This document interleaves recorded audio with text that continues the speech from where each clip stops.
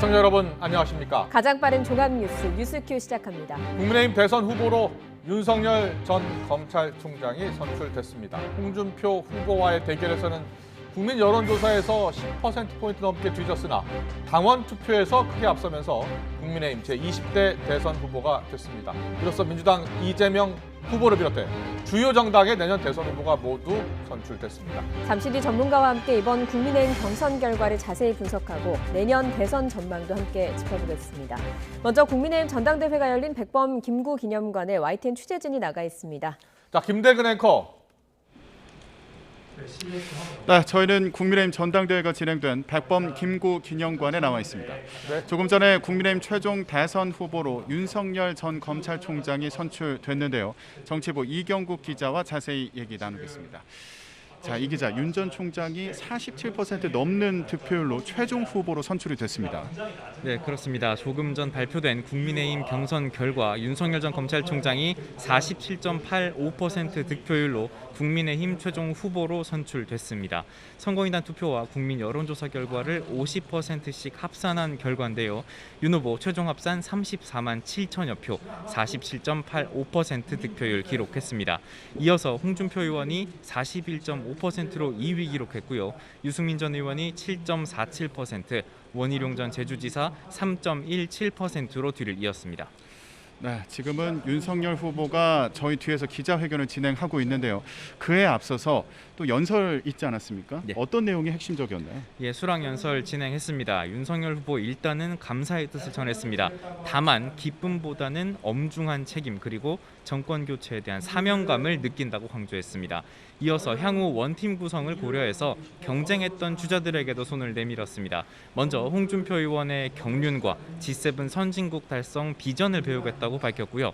유승민 전 의원의 공약 디지털 인재 100만 양성 공약을 우선적으로 반영하겠다고도 덧붙였습니다. 또 원희룡 후보의 국가 찬스 공약을 허락해준다면 자신이 사용하겠다고도 말을 했습니다. 이어서 민주당 이재명 후보를 겨냥한 듯 대장동 게이트 같은 부패 카르텔을 뿌리 뽑아서 공정과 정의를 세우겠다고 강조했고요. 이어서 문재인 정권에 대한 비판 메시지 역시 내놨습니다. 자신의 경선 승리는 조국 추미애 전 법무부 장관의 위선과 오만을 무너뜨린 공정의 상징이라고 평가하면서 문재인 정권은 오늘 결과를 매우 두려워하고 또 뼈아파할 거라고 밝혔습니다. 네. 그리고 지금 기자회견장에서는 김종인 전 비대위원장을 영입할 건지 앞으로 어떤 계획이 있는지 묻는 질문이 있었는데 도와주실 것으로 생각은 하고 있는데 일단은 선대위 구성은 좀 더 여러분들과 또 여러 당 관계자들과 깊이 논의를 해서 구성하도록 하겠다 이렇게 답변을 하면서 즉답은 피한 것으로 보이는데요. 관련 내용은 앞으로 좀 더 취재를 해서 전해드리도록 하겠습니다. 그리고 경선 과정에서 좀 여러 논란이 있지 않았습니까? 예, 맞습니다. 그런데 광주 방문 계획이 있느냐 이런 질문도 있었는데 이와 관련해서는 1박 2일 정도로 곧 예. 일정을 발표하겠다 이런 답변이 있었습니다. 저희가 기자회견과 관련된 내용은 또 취재가 되는 대로 더 전해드리도록 하겠습니다. 자, 일단 이렇게 윤석열 후보의 메시지와 관련해서 좀 얘기를 해봤는데요. 홍준표 의원의 경우에도 40% 넘는 득표를 얻었지만 2위로 최종 후보는 되지 못했습니다. 어떤 메시지를 내놨는지 좀 알아볼까요? 네, 홍준표 의원 총득표율 41.5% 기록했습니다. 홍준표 의원은 여론조사에서 48.21%를 얻었는데 윤석열 후보를 10%포인트 넘게 앞선 것이 눈에 띕니다. 이 홍 의원은 결과가 나오기 전 만약 후보가 되지 못한다면 경선을 흥행시킨 여기까지가 자신의 역할이라면서 백의종군하겠다는 말을 썼다가 지우기도 했습니다. 마찬가지로 오늘 경선 결과 발표 이후 결과에 깨끗하게 승복한다면서 마지막까지 치열하게 국민 관심을 끌어줬던 역할이 자신의 역할이었다고 짧게 소회를 밝히기도 했습니다. 앞으로 어떤 행보를 보일지 주목됩니다. 네. 그리고 오늘 기자회견장에서 부인과 장모 관련 수사 그리고 고발 사주 의혹과 관련된 공세도 여당의 공세도 강화될 것으로 보이는데 어떻게 대응할 것이냐 이런 질문이 있었는데 대응할 필요 자체를 느끼지 못하고 예. 또 이런 정치 공작이나 불법적인 선거 개입을 계속하게 되면 그에 상응하는 책임을 져야 할 것이다 이런 입장을 밝히기도 했습니다. 자, 이제 앞으로 그 후보들이 원팀을 이룰 수 있을지 이것도 궁금한데 아까 홍준표 의원의 얘기를 보면은 홍 의원이 본선 과정에서 역할을 할지 이 부분은 좀 더 지켜봐야 될 것 같아요. 예, 그렇습니다. 그러면 다른 후보들 어떤 입장을 밝혔는지 짚어볼까요? 네, 우선 유승민 전 의원 백의종군하겠다. 이제 경선 과정에서의 일은 모두 잊고 당의 화합과 정권 교체를 위해 함께 힘써달라고 당부했습니다. 원희룡 전 제주지사는 결과에 깨끗이 승복한다며 대선 때까지 최선의 역할을 다하기 위해서 모든 것을 바치겠다고 말했습니다. 네. 저희가 앞서 기자회견장에서 나온 질문 중에 고발 사주 의혹이나 또 부인과 장모 관련 수사 내용도 전해드렸는데 이것도 이제 변수가 될 수도 있을 텐데 또 다른 변수가 있습니다. 바로 국민의당 안철수 대표가 대선에 출마한 건데요. 이와 관련해서는 윤석열 후보가 그동안 어떤 입장을 밝혀왔었죠? 예, 일단 윤석열 후보 앞서 안철수 대표와 소통하고 있다고 입장을 밝힌 바가 있습니다. 단일화 의지를 내비친 것으로 풀이가 되는데요. 이 일정 지지율을 확보하고 있는 안 대표의 캐스팅 보트 역할이 분명한 만큼 단일화 없이는 정권 교체가 어렵다는 판단이 깔린 것으로 보입니다. 다만 안철수 대표는 완주하기 위해서 대선에 나왔다면서 단일화 가능성에는 선을 긋고 있는 상황입니다. 앞으로 윤석열 후보와 안철수 대표의 향후 움직임도 지켜봐야 할 것으로 보입니다. 네, 자 저희가 이렇게 최종 후보 선출 뒤에 변수까지 짚어봤는데요. 조금 뒤에 후보로 선출된 윤석열 전 검찰총장 직접 연결해서 소감과 앞으로의 계획 들어보도록 하겠습니다. 계속 함께해 주시기 바랍니다. 저희도 잠시 후에 돌아오겠습니다. 지금까지 국민의힘 전당대회 현장에서 전해드렸습니다.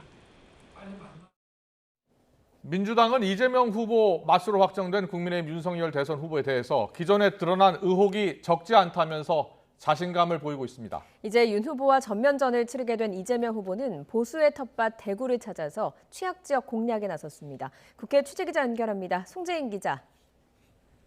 네, 국회입니다. 네, 국민의힘 대선 후보 확정에 대해서 민주당이 공식 입장을 내놨습니까? 네, 아직은 나오지 않았지만 곧 공식 입장을 발표할 예정입니다. 사실 민주당 내부에서는 후보 확정 전부터 정치 초보이자 최근 잇따라 구설에 오른 윤석열 후보 선출을 기대하는 분위기도 있었습니다. 특히 윤 후보가 확정되면 지난 4.7 재보궐선거로 드러난 20대 남성 표심도 다시 노려볼 수 있다고 보고 있었는데요. 이에 따라 민주당은 앞서 도덕성 논란과 수사 상황을 중심으로 윤석열 때리기에 집중해오기도 했습니다. 그런 만큼 이제 본선 경쟁에서도 큰 전략 수정 없이 윤석열 후보 가족과 관련된 수사와 고발 사주 의혹 등에 대해 집중 공세를 벌이겠다는 방침입니다. 다만 국민의힘 후보가 확정되면서 흩어졌던 보수 표심이 이제 윤 후보에게 모일 수도 있는 만큼 본선 경쟁을 앞두고 긴장의 끈을 놓지 않는 모습입니다. 네, 이재명 후보는 오늘 대구를 찾았는데 국민의힘 최종 후보 선출에 맞춘 행보라고 볼 수 있습니까? 네, 이재명 후보가 자신의 맞수가 선출되는 날 보수의 심장인 대구를 찾은 건 역시 전략적인 행보가 아니겠냐는 분석이 지배적입니다. 지난 9월 대선 순회 경선 뒤 첫 방문인데요. 사실 경북 안동 출신인 이 후보는 지난 7월 대선 출마 선언 뒤 첫 일정으로도 고향에서 시작하면서 꾸준히 TK 지역에서 자신의 확장성을 강조해왔습니다. 나아가 오늘 또 한 번 대구를 찾은 건 전면전을 치르게 된 국민의힘 후보를 견제하는 것과 동시에 민주당 후보로서 선제적으로 취약 지지층을 공략하겠다는 의도로 풀이됩니다. 이 후보는 지역 청년들과 오찬을 가진 뒤 경북대학교에서 강연을 진행했는데 강연이 끝나는 대로 윤석열 후보 선출에 대한 입장도 밝힐 예정입니다. 이후 이 후보는 지역 민심의 가늠자로 여겨지는 대구 서문시장을 방문하는데 이곳에서도 대선 본선 경쟁을 둘러싼 언급이 나올 것으로 보입니다. 지금까지 국회에서 YTN 송재인입니다. 네, 국민의힘 윤석열 후보 다시 한번 말씀드립니다만 4시 15분에 YTN과 단독 인터뷰를 하기로 했습니다. 잠시 뒤에 인터뷰를 통해서 대선 후보로 선출된 윤석열 후보의 심경을 들어보겠습니다. 자, 윤석열 후보는 계속 전해드린 것처럼 당심의 전폭적 지지를 얻고서 최종 후보로 확정이 됐습니다.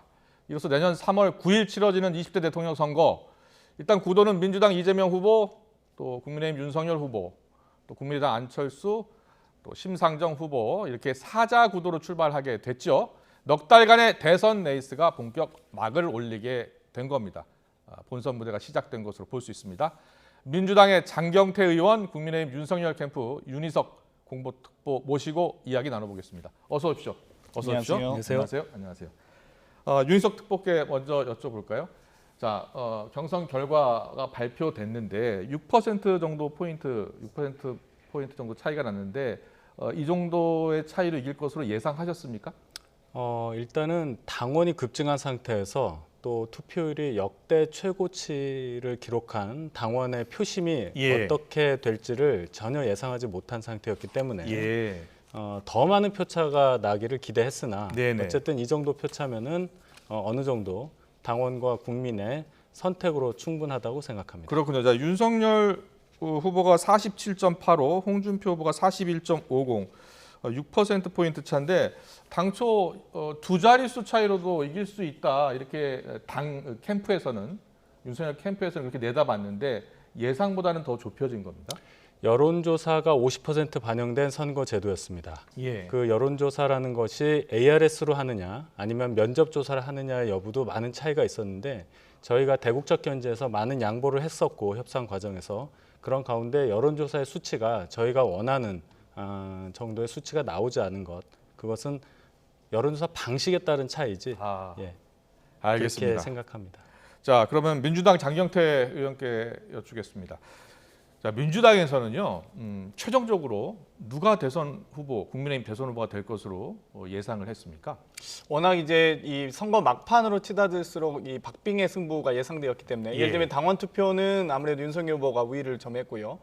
이 여론조사는 분명히 홍준표 후보가 좀 더 앞서는 결과들이 많이 나왔었습니다. 그렇기 때문에 좀 박빙이라고 봤는데 어찌되었건 좀 더 격차를 벌릴 수 있는 후보가 윤석열 후보라고 보고 있었기 때문에 저희가 윤석열 후보가 다소 우위에 있지 않을까라는 예상을 했습니다만 결과가 적으로 그렇게 됐고요. 저희가 자꾸 홍준표 후보에게는 뭐 공세를 하지 않고 윤석열 후보에게 공세를 한다고 하셔서 좀 잠깐 말씀드리면 이 사실 홍준표 후보는 뭐 장모가 도이치모터스 주가 조작에 연루가 되어 있거나 뭐 예를 들면 양평 땅에 뭐 800억의 수익이 있거나 이런 이 의혹들은 없습니다. 분명한 건 홍준표 후보도 어찌되었건 당 대표와 대선 후보를 겪으면서 또 여러 정치인으로서 살아오면서 여러 가지 검증 과정을 겪었거든요. 그런데 그에 반해서 윤석열 후보가 좀 더 보다 많은 어떤 의혹들이 있었다는 점 그리고 또 한편으로는 여러 가지 뭐 주 120시간이라든지 전두환 씨라든지 여러 가지 저희에게 너무 공세의 빌미를 너무 많이 주셔서 했었다 말씀드리고 싶고요. 어찌되었건 축하드리고요. 하지만 한편으로는 이 여론조사만큼은 48%를 넘긴 그러니까 여론조사 지금 차이는 10%가 넘었고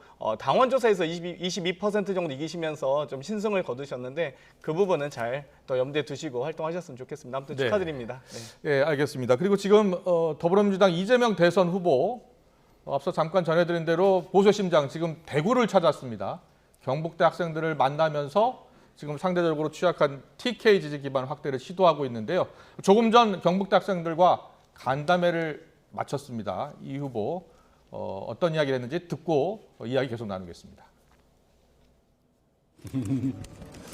오늘은 후보로 되신 거 축하드리고요. 우리가 정쟁이 아니라 어떻게 하면 우리 국민들의 삶을 더 낫게 만들고 우리 국가를 더 희망적으로 만들지 선의의 경쟁, 잘하기 경쟁을 했으면 좋겠습니다. 예. 혹시 여기 지역 언론 중에 혹시 한분 네. 언론 예. 물론 TK는 이제 보수 축하합니다만 역대 민주당에 당선되신 분들 보면 대부분 영남에서 상당한 수준을 했습니다. 네. 고향 표심 전망도 어떻게 보고 계십니까? 어떻게? 고향 표심 전망. 고향 표심. 저는 대구 경북이 저의 출생지 또 어릴 때 살았던 고향이라서 지지하실 거라고는 생각하지 않습니다. 우리 대구, 경북, 우리 영남, 우리 국민들께서 매우 합리적이고 또 정치 의식 수준이 높기 때문에 진짜로 우리 대구 경북의 발전에 도움이 되고 우리 대구 경북 국민들의 삶을 개선하는 데 누가 더 실력이 있을지 더 성과를 낼지에 더 관심이 높으실 거라고 생각합니다. 저는 나름 그 어려운 환경에서도 작은 고난으로 큰 성과를 내왔고 그 점 때문에 오늘 이 자리에 왔는데 대구 경북 역시도 정치적 편향이 아니라 우리 대구 경북 국민들의 삶을 개선하고 실적을 낼 게 누군지를 판단하면 저에 대한 지지가 상당 정도 있으리라고 기대하기 때문에 열심히 저의 역량을 설명드리고 또 대구 경북을 위해서 할 수 있는 일을 찾아서 최선을 다하도록 하겠습니다. 예, 그리고 좀 마지막으로 하나만 더 마지막.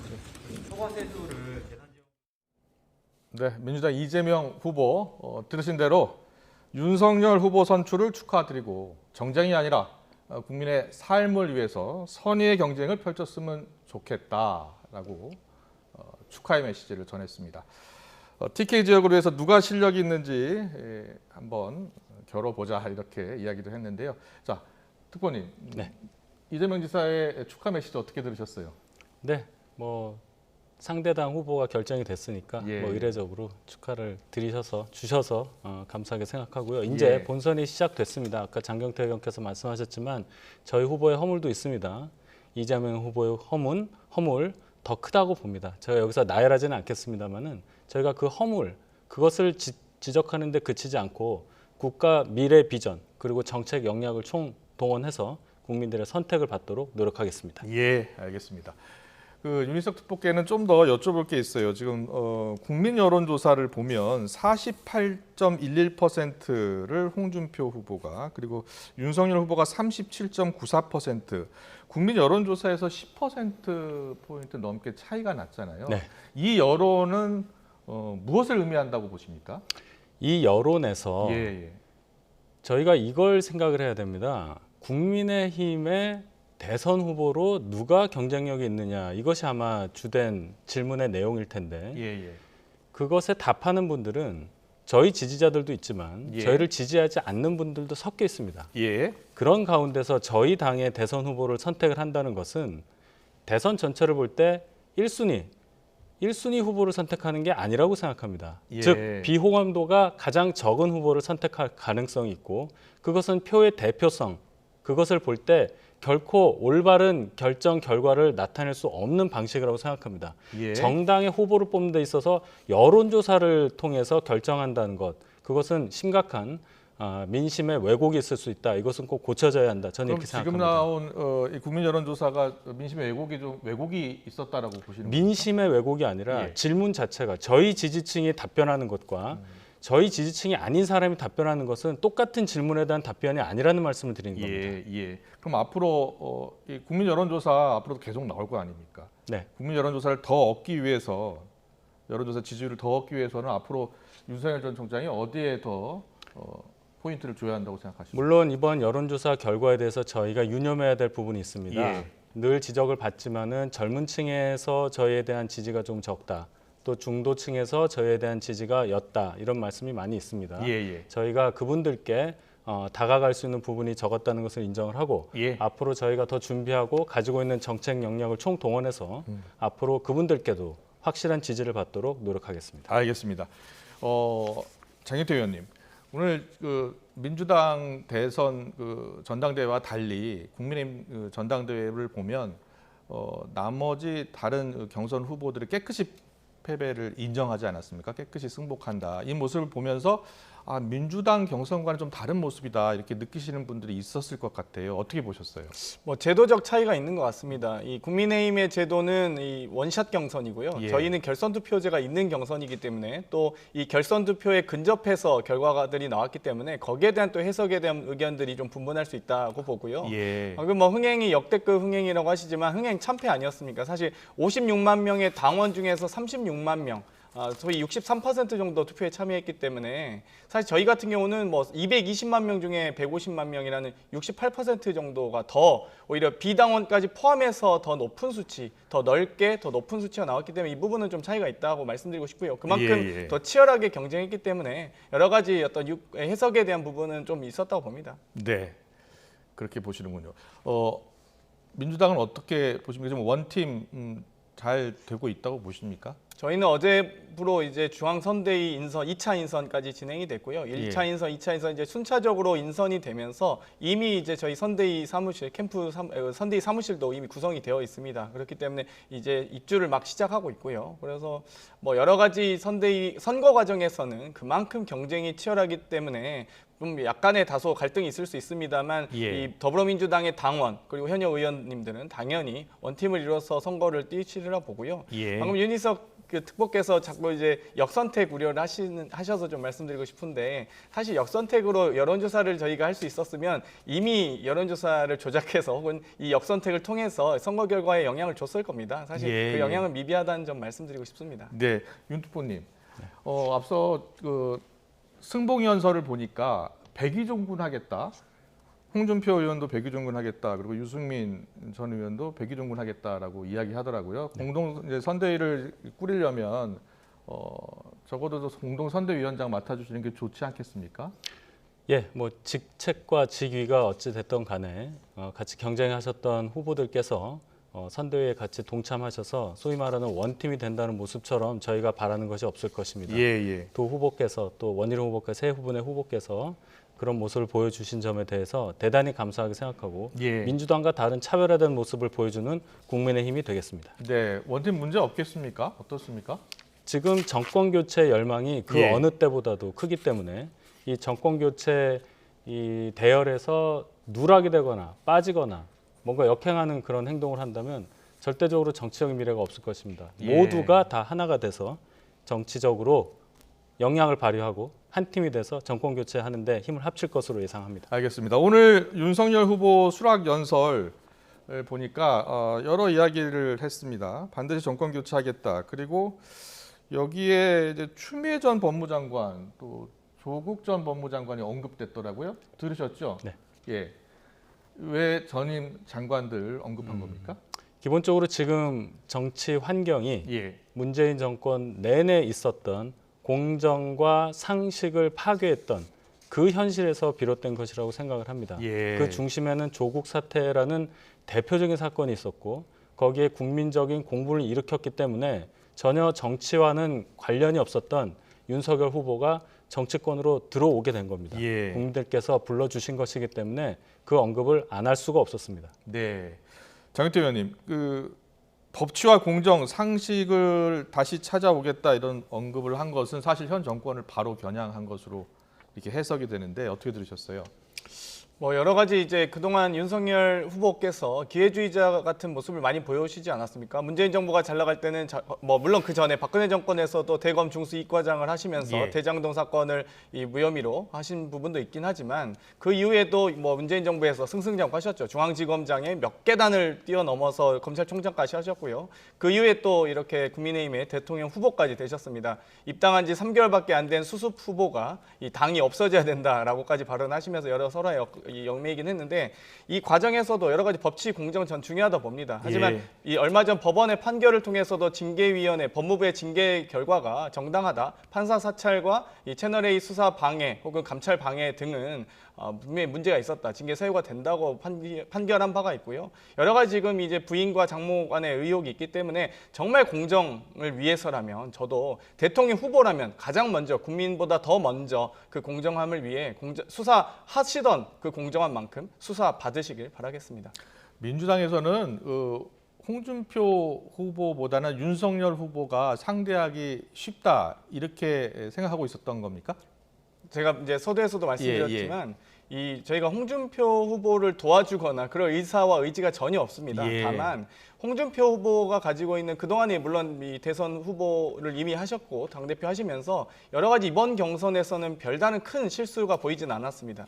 물론 이 상승세를 맞힐 만한 실버골이 없더라고요. 그러니까 그래서 이 골문을 위협하긴 하시는데 골망을 흔드시진 않아서 좀 아쉽긴 했는데 어찌됐건 윤석열 후보 같은 경우는 워낙 이 의혹이 많았기 때문에 저희가 또 많은 이 망언과 어떤 여러 가지 설화들이 있었기 때문에 그 부분에 대해서 저희가 이 언급을 했던 것이지 홍준표 후보 소식이 뭐 장모나 이 부인과 관련된 의혹에 대해서 윤희석 특보께서도 아마 아시는 것은 없을 겁니다. 저희도 충분히 조사를 했는데 그 부분 없었기 때문에 말 안 했던 것이지 저희가 뭐 도와주거나 또 윤석열 후보를 특히나 뭐 이 공세를 하고 싶어서 그랬던 건 아닙니다. 윤석열 후보 쪽에서는 어떻게 보셨어요?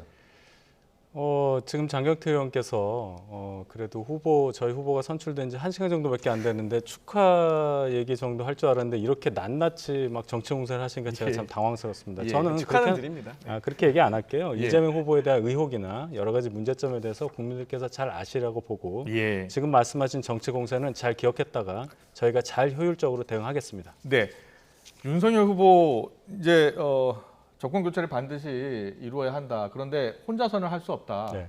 함께 해야 한다라고 이야기를 했고요.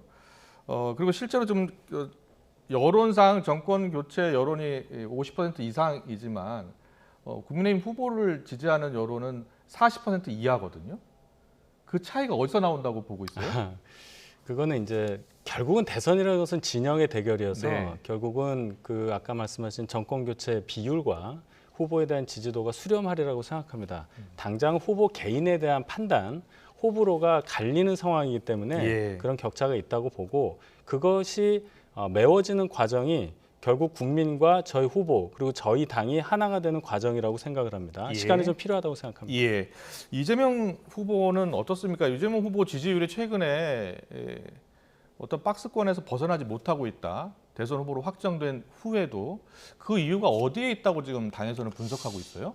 아무래도 이 카운터 파트너가 있어야 선택에 좀 더 국민들께서 선택하실 때 더 편리하시리라 보는데요. 예. 국민의힘의 주자가 확정되지 않은 상황이었기 때문에 좀 유보적인 성향을 보이시는 분들도 있었다라고 보고요. 네네. 저는 이 여론조사와 당원 투표 결과를 너무 분석을 좀 더 자세하게 하셨으면 좋겠는데 예. 윤석열 후보가 398 후보라고 비판받았던 지점이 있습니다. 소위 이 국민의힘 당원 비율이 이 50대 이상 당원이 65%가 됩니다. 50대, 60대, 70대가 20대, 30대, 40대의 당원 비율 35%밖에 안 됩니다. 예. 우리나라 대한민국 전체적 여론조사는 이 여러 가지 인구 구성과 유사하게 나타날 수밖에 없는데요. 2030 세대만 해도 전체 인구의 35%, 40대까지 포함하면 50%가 넘습니다. 완전히 왜곡된 당원과 이 당심과 민심이 괴리된 결과이기 때문에 이 부분에 대해서 좀 더 뼈아프게 생각하시면서 준비하셨으면 좋겠고요. 저희 또한 2030 세대를 위한 여러 가지 청년 정책들, 청년의 출발 자산부터 시작해서 여러 가지 이 재난 지원과 기본 소득에 대한 부분들도 차례대로 준비하고 있으니까 차차 말씀드리도록 하겠습니다. 2030 세대의 지지율로만 봤을 때는 홍준표 의원이 좀 더 높았잖아요. 각종 그렇죠. 여론조사에서 예. 또 윤석열 후보 쪽에서도 그렇게 분석이 됐습니까? 예, 어느 정도 분석이 됐고 어떤 이유 때문이라고 보세요? 저희 후보가 예. 윤석열 후보가 2030한테 소위 말해서 다가갈 수 있는, 어필할 수 있는 시간과 기회가 적었다고 생각합니다. 홍준표 후보는 그동안 가졌던 앵그리 홍이라든지 홍카콜라라든지 이런 젊은 층이 좀 좋아할 만한 이미지가 형성이 돼 있던 반면에 검찰총장 딱 그만두고 정치에 오신 분이 젊은 사람한테 어필하기는 그렇게 쉽지 않아요. 네. 그래서 저희가 앞으로는 뭔가 이분들에게 가슴 깊이 침투할 수 있도록 우리를 진정으로 좋아할 수 있는 뭔가를 준비하겠다. 결국은 정책일 겁니다. 피부에 와닿는 뭔가를 해줄 수 있는 사람에게 젊은 층도 열광을 할 거라고 생각을 하고 이재명 후보 쪽에서 그렇게 말씀을 하시니까 저희가 유념을 하겠고 저희한테 조언해 주셨으니까 저도 한마디 하자면 대장동 의혹, 측근 의혹, 사생활 문제 잘 판단하셔서 대응하시기를 그렇게 제가 조언 드립니다. 2030의 마음이 떠난 이유는 별다른 게 아닐 겁니다. 소위 윤석열 후보께서 입당 과정에서 젊은 당대표를 무시하고 그것도 호남의 지지를 얻기 위해서 이 호남행을 결정했던 당대표를 무시하고 일방적으로 입당을 통보하셨거든요.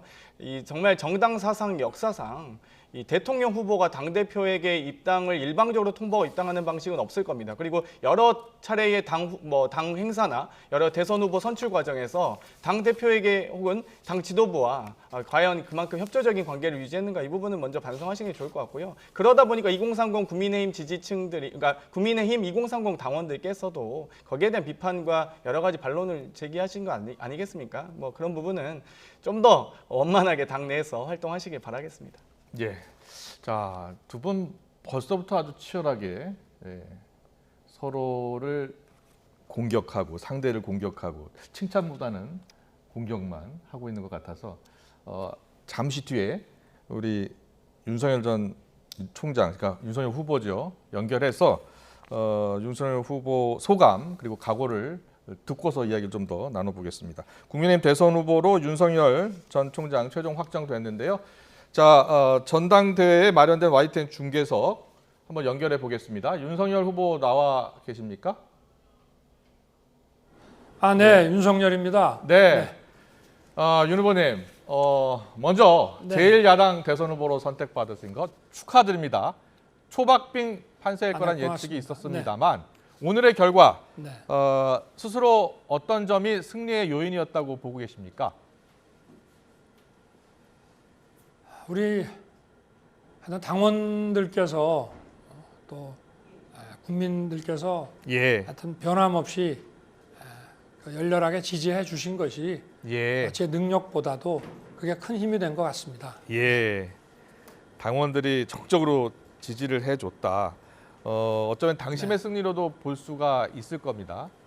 그런데 국민 투표로 이루어지는 본선에서의 경쟁력은 또 다른 양상으로 흐를 텐데요. 어떻게 예상하고 있습니까? 상식과 비상식의 그런 또 합리주의와 이런 포퓰리즘의 그 대결이 될 것이기 때문에 예. 국민들께서 진정성을 가지고 정직하게 선거운동을 하면 국민들께서 크게 호응해 주실 것으로 믿습니다. 네네.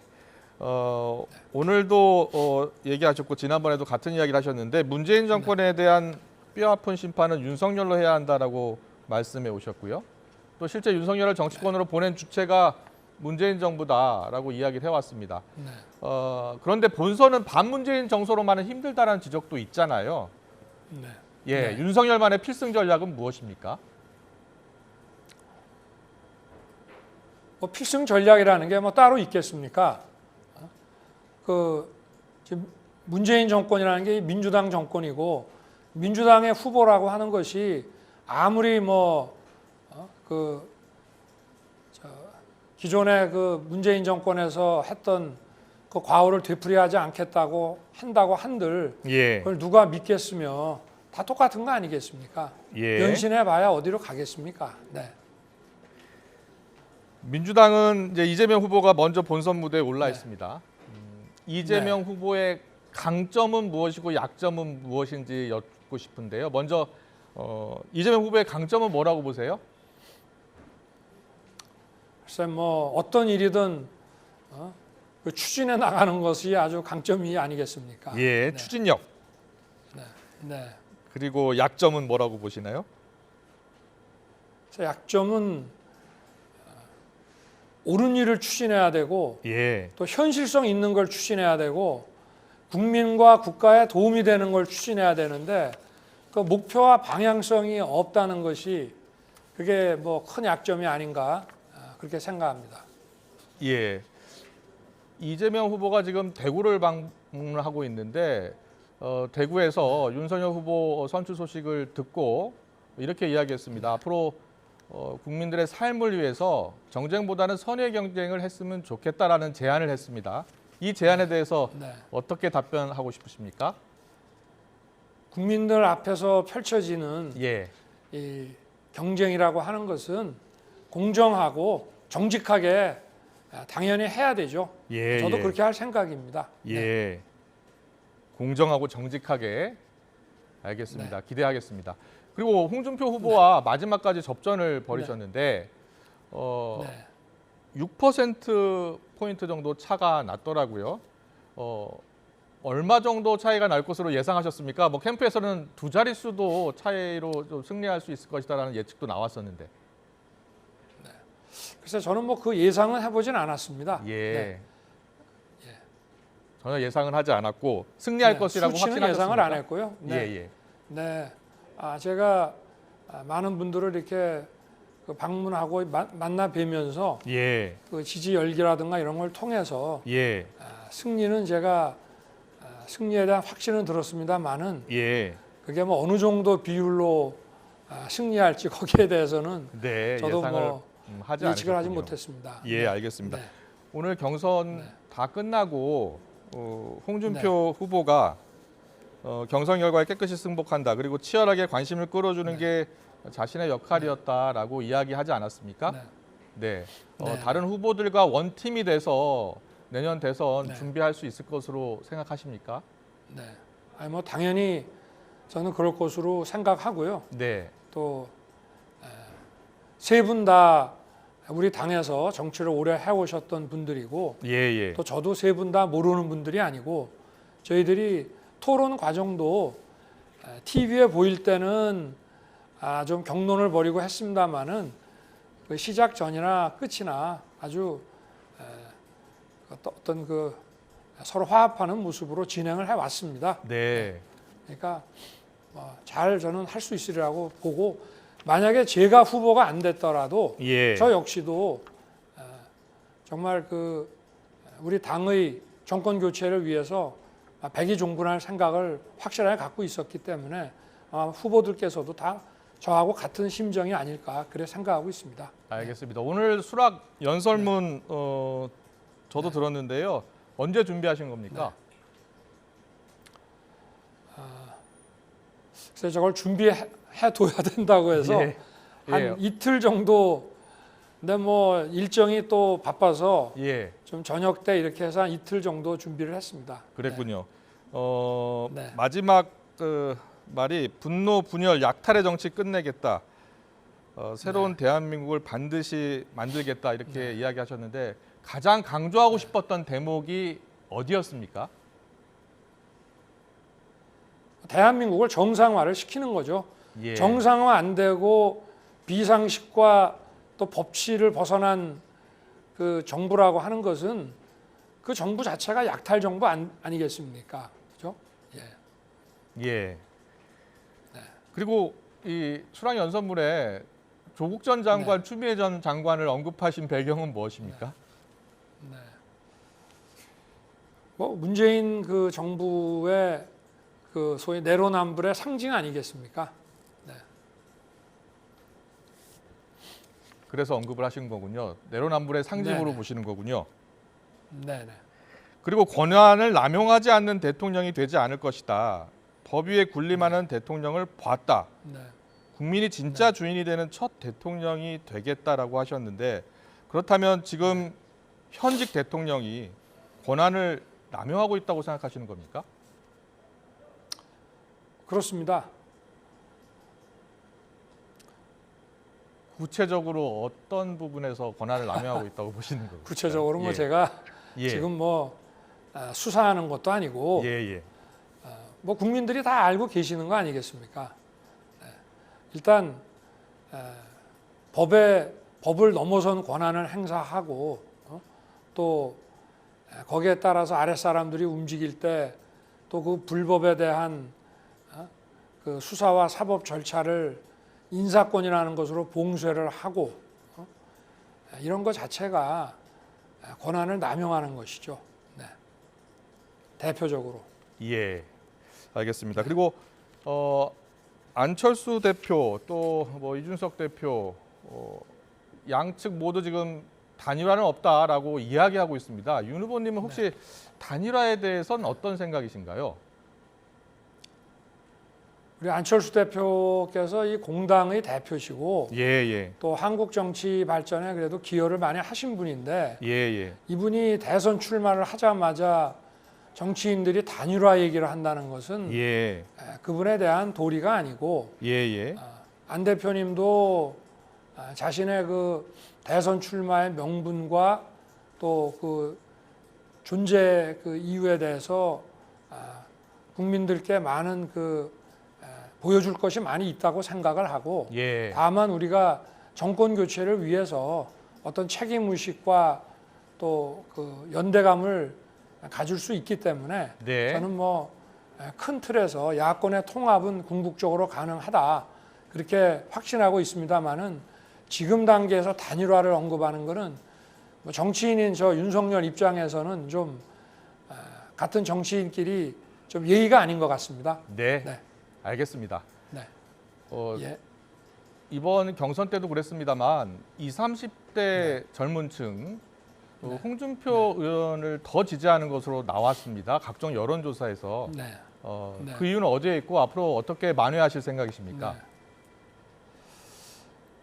홍준표 후보님도 우리 당의 후보고 어찌됐든 우리 청년 세대가 우리 당에 대해서 상당한 지지를 보내고 있는 것이기 때문에 다 우리 당의 정치적 자산이고 또 구체적인 그 방법에 대해서는 어떻게 소통하고 이해할 것인지 우리 홍 후보님께 좀 많이 배우도록 하겠습니다. 네, 알겠습니다. 마지막으로요. 이제 본격적인 대선에 임하는 각오 한 말씀 부탁드리겠습니다.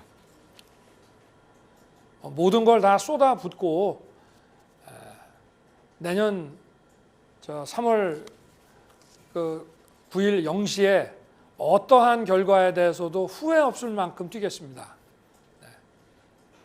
네, 알겠습니다. 후회 없이 뛰어보겠다라는 말씀을 해주셨습니다. 오늘 국민의힘 20대 대통령 대선 후보로 선출된 윤석열 후보 만나봤습니다. 오늘 말씀 잘 들었습니다. 고맙습니다. 네, 고맙습니다. 네.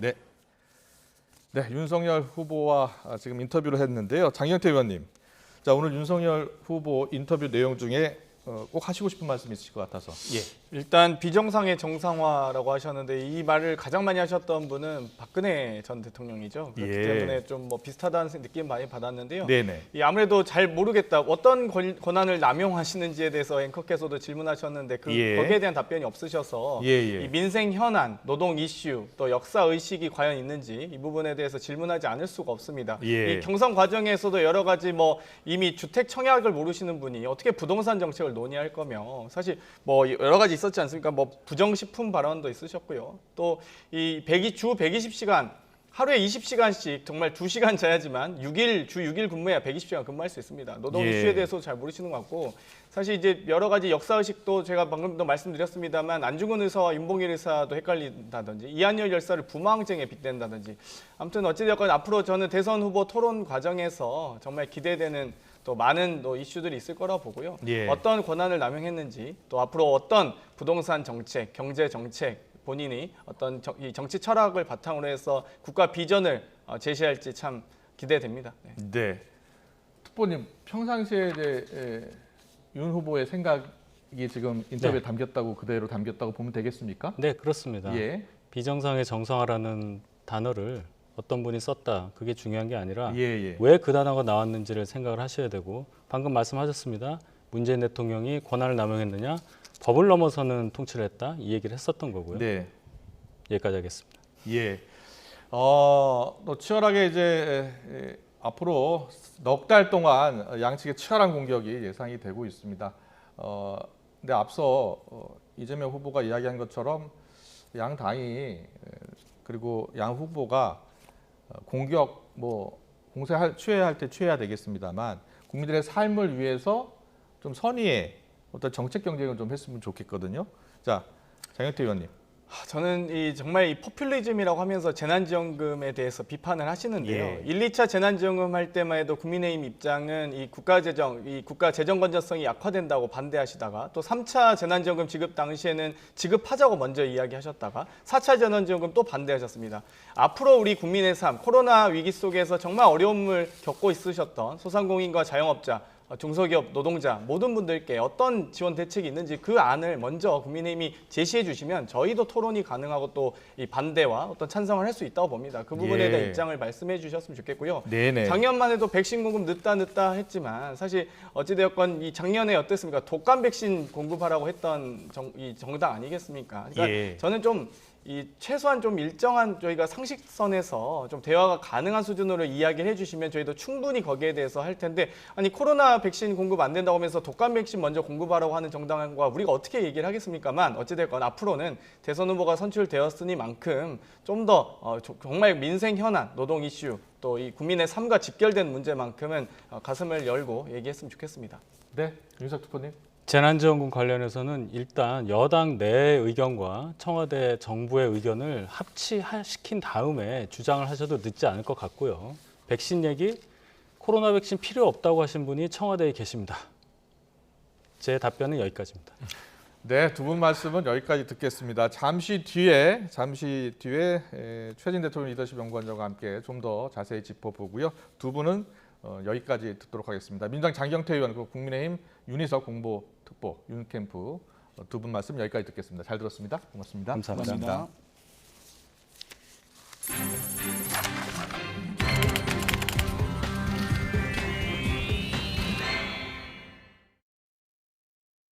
국민의힘 대선 후보로 선출된 윤석열 전 검찰총장은 이제 민주당 이재명 후보와 사활을 건 전면전에 돌입하게 되는데요.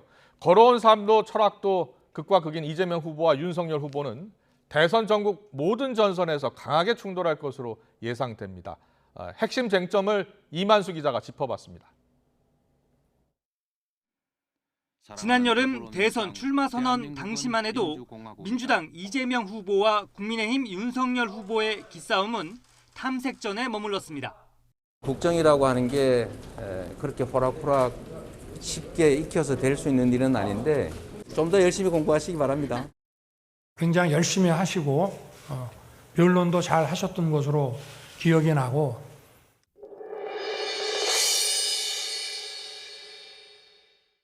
예열을 마치고 대선 본선이라는 진짜 링에 오른 두 후보.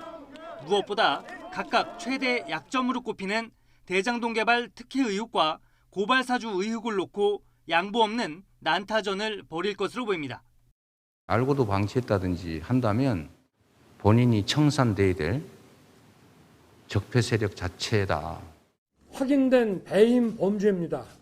거기에 공동 주범이 이재명 성남시장.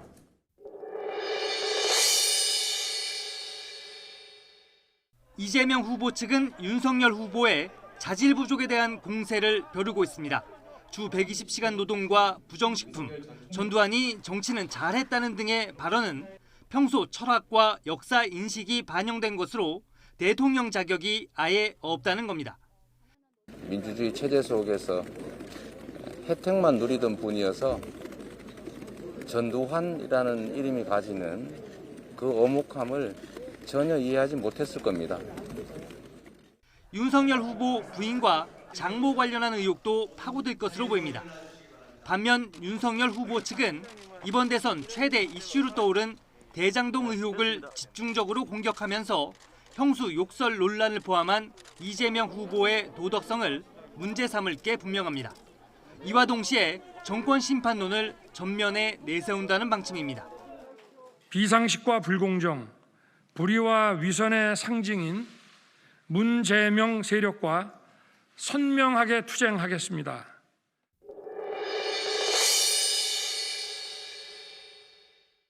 문재인 정부를 바라보는 인식 차만큼 공약과 정책을 두고도 정면 충돌이 불가피합니다.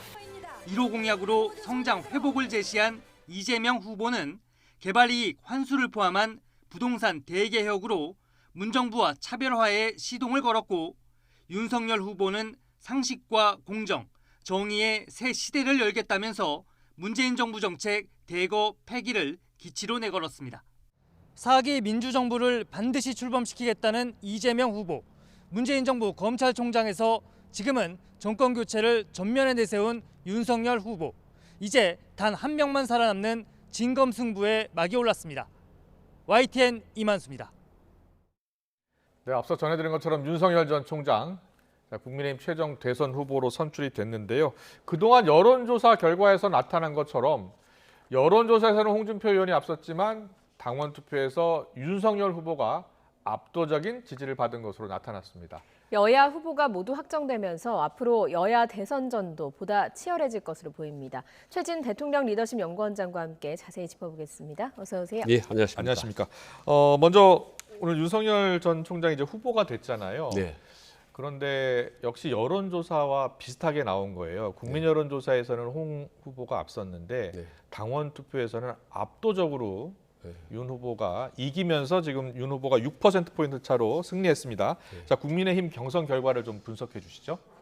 그러니까 한마디로 말씀드리면 이제 당심이 민심을 이겼다라는 네. 것은 누구나 나오는 예. 얘기고 하는 바인데 조금 자세히 들여다보면 강한 당심이 역시 강한 민심을 이겼다라고 정리할 수 있습니다. 예. 지금 민심 여론조사 보면 최근 들어 홍준표 후보가 한 5% 정도 앞설 것이라고 예측을 했지만 네. 지금 소수점 떼고 11%나 예. 예상보다 당초 예상보다 2배 가까이 홍준표 후보가 압승을 한 겁니다. 네. 그러니까 홍풍이 세게 분 거죠, 상당히. 그렇군요. 예. 그런데 당심을 보면 최근 들어 여론조사에서 한 10% 내지 15% 포인트 정도 윤석열 후보가 앞설 것이라고 예측을 했지 않습니까? 네. 근데 여론조사를 보니까 결과를 보니까 무려 23% 포인트 예. 이상 앞섰습니다. 그러니까 우리가 생각하는 당심, 당의 지지 기반, 당 조직력이 상상을 초월한 거죠. 그리고 그렇군요. 결과론적인 얘기지만요. 그러니까 추가 입당자들 내에도 윤석열 쪽 당원들이 상당히 있었던 것 같습니다. 예. 후보는 바람이 조직을 이길 것이다라고 보았는데 예. 실제로 뚜껑을 열어보니까 조직이 이게 너무나 컸던 거죠.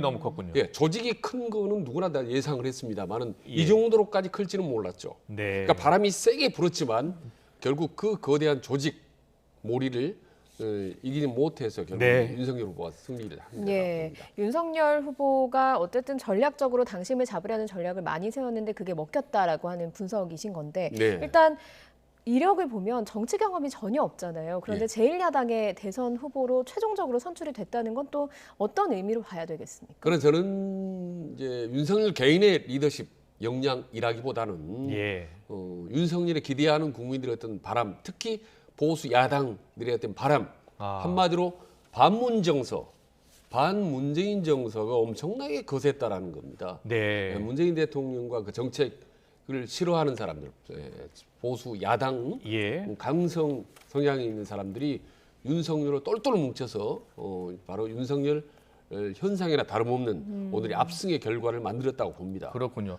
국민의힘 지지층 그리고 이번에 투표에 참여한 국민의힘 책임 당원들도 여론을 볼 겁니다. 그런데 국민 여론조사를 보면 홍준표 의원이 적합도에서는 더 앞섰잖아요. 예.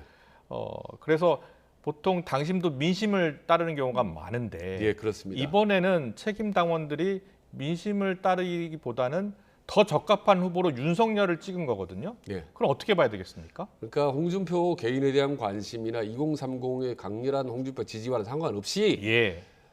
묻지마 반문 정서는 곧 묻지마 윤석열 지지. 반문 정서의 상징을 윤석열로 보고 홍준표보다는 반문 정서로 윤석열이 더 적합하다. 그렇습니다. 그 반문 정서는 지난번 한 1년 길면 2년 가까이 형성이 됐거든요. 예. 말하자면 조국 사태, 추윤 갈등을 겪으면서 상당히 중도층 심지어 그리고 보수층이 야 윤석열만이 문재인 대통령과 맞서서 싸울 수 있는 유일한 그런 뭡니까 대항마다 뭐 이렇게 판단을 한 그 마음이 결국 오늘까지 우여곡절을 겪었지만 네. 크게 변하지 않은 것 같습니다. 네, 결국에는 그러면 이게 민심이라고 하는 것이 홍준표 후보에게 많이 갔다라고 분석을 해볼 수도 있는데 네. 이걸 윤석열 후보가 좀 끌어와야 되는 부분도 숙제로 남아 있는 겁니까?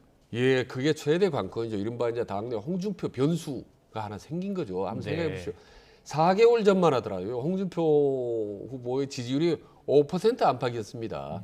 근데 지금 계속 치고 올라가서 네. 어제만 하더라도 지금 윤석열, 홍준표 누가 이기냐 까봐야 안다라는 얘기가 나올 정도로 예. 엄청난 상승세를 탔습니다. 네네. 결과적으로 이제 오늘 졌는데 저 상승세를 탔던 그러나 결국에는 분루를 감췄던 홍준표와 주위에 있는 지지층들, 열성 지지층을 어떻게 끌어안느냐가 가장 중요한 윤석열 후보의 제 1차 과제라고 봅니다. 네, 그래서 민주당 경선 때도 봤지만 너무 치열하게 싸우다 보면 원팀이 어렵잖아요. 예. 지금도 갈등이 남아 있고요. 예. 국민의힘은 원팀 가능성을 얼마나 보세요? 그러니까 여든 야든 국민의힘도요. 물리적인 원팀은 가능한데 네. 화학적 원팀이 가능하겠느냐.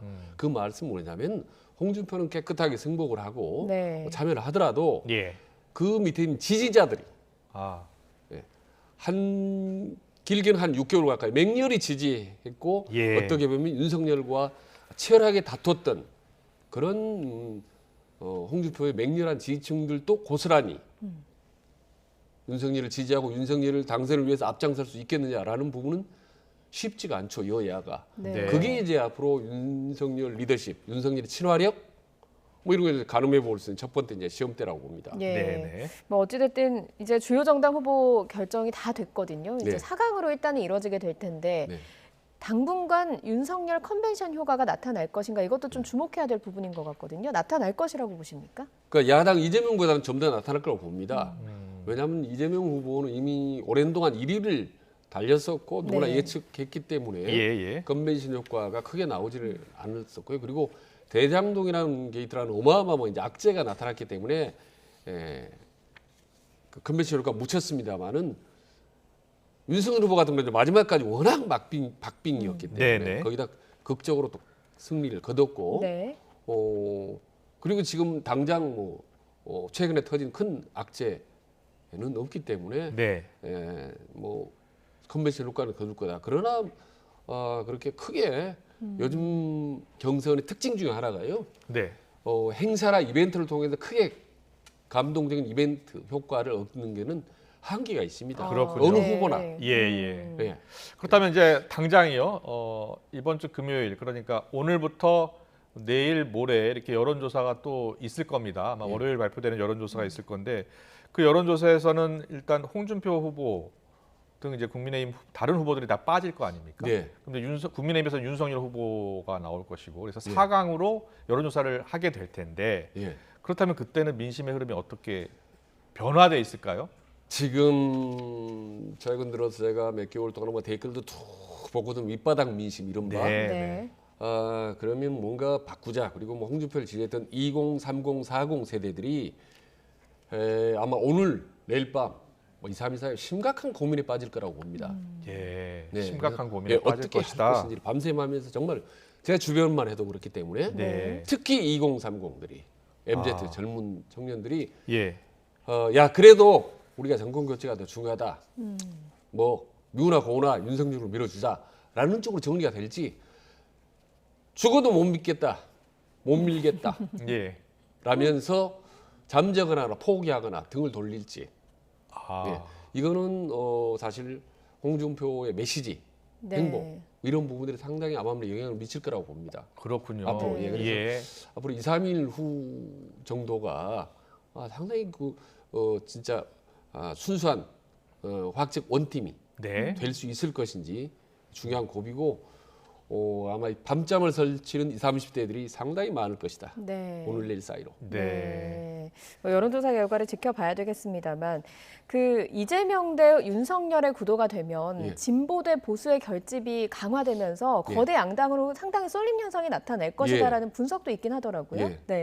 거대 양강 구도가 크게 중요하지 않습니다. 이미 오래전에 양강 구도 형성이 됐거든요. 보수 양쪽으로 30 갖고 뭐 진보 30으로 갔기 때문에 별 상관없는데 가운데 남아 있는 그 중도들이 이제 문제 아니겠습니까? 중도가 최대 50%까지 50%까지 있다 이렇게 저는 40%, 334, 40이라고 그랬는데 40% 중에 그동안에 상당히 10%, 15% 정도 홍준표로 갔었다면 그 사람들이 다시 이제 어떻게 갈 것인지 그리고 지금까지도 관망했던 30%의 또 중도들이 어디로 갈지가 이제 마지막 관건인데.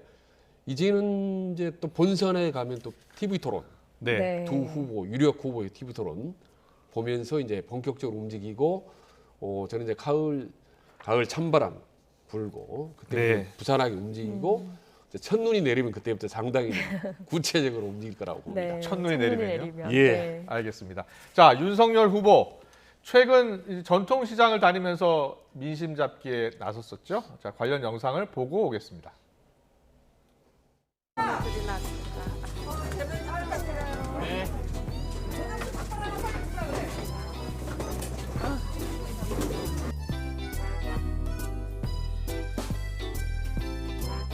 서민들 있잖아요. 그러면서 아니 이게 저 닭발 살입니까? 아니면 돼지고기 저 껍데기인가요? 물티슈 좀 주세요. 물티슈. 윤석열!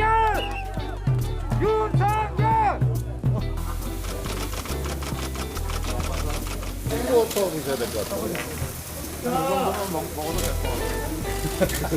밥부터 지으시고. 뜨거워요.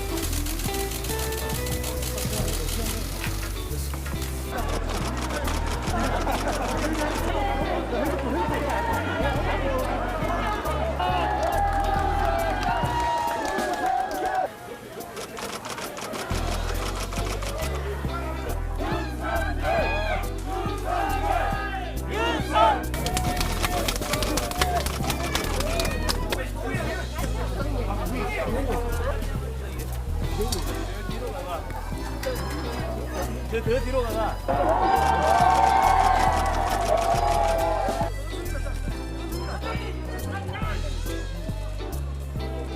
맛있습니까? 맛있대요.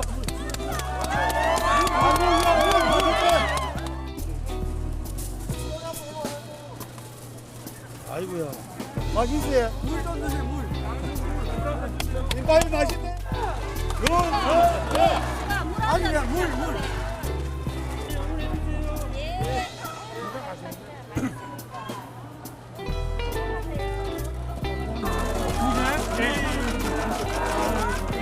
내 카메라 뒤로 빼줘야지.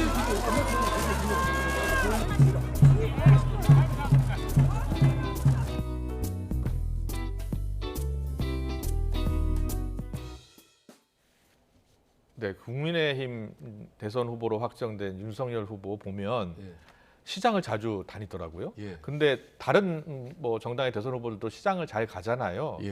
저 시장 가고 사람들 만나고 저 영상에 공개되고 이런 것들이 투표에 실제로 도움이 됩니까?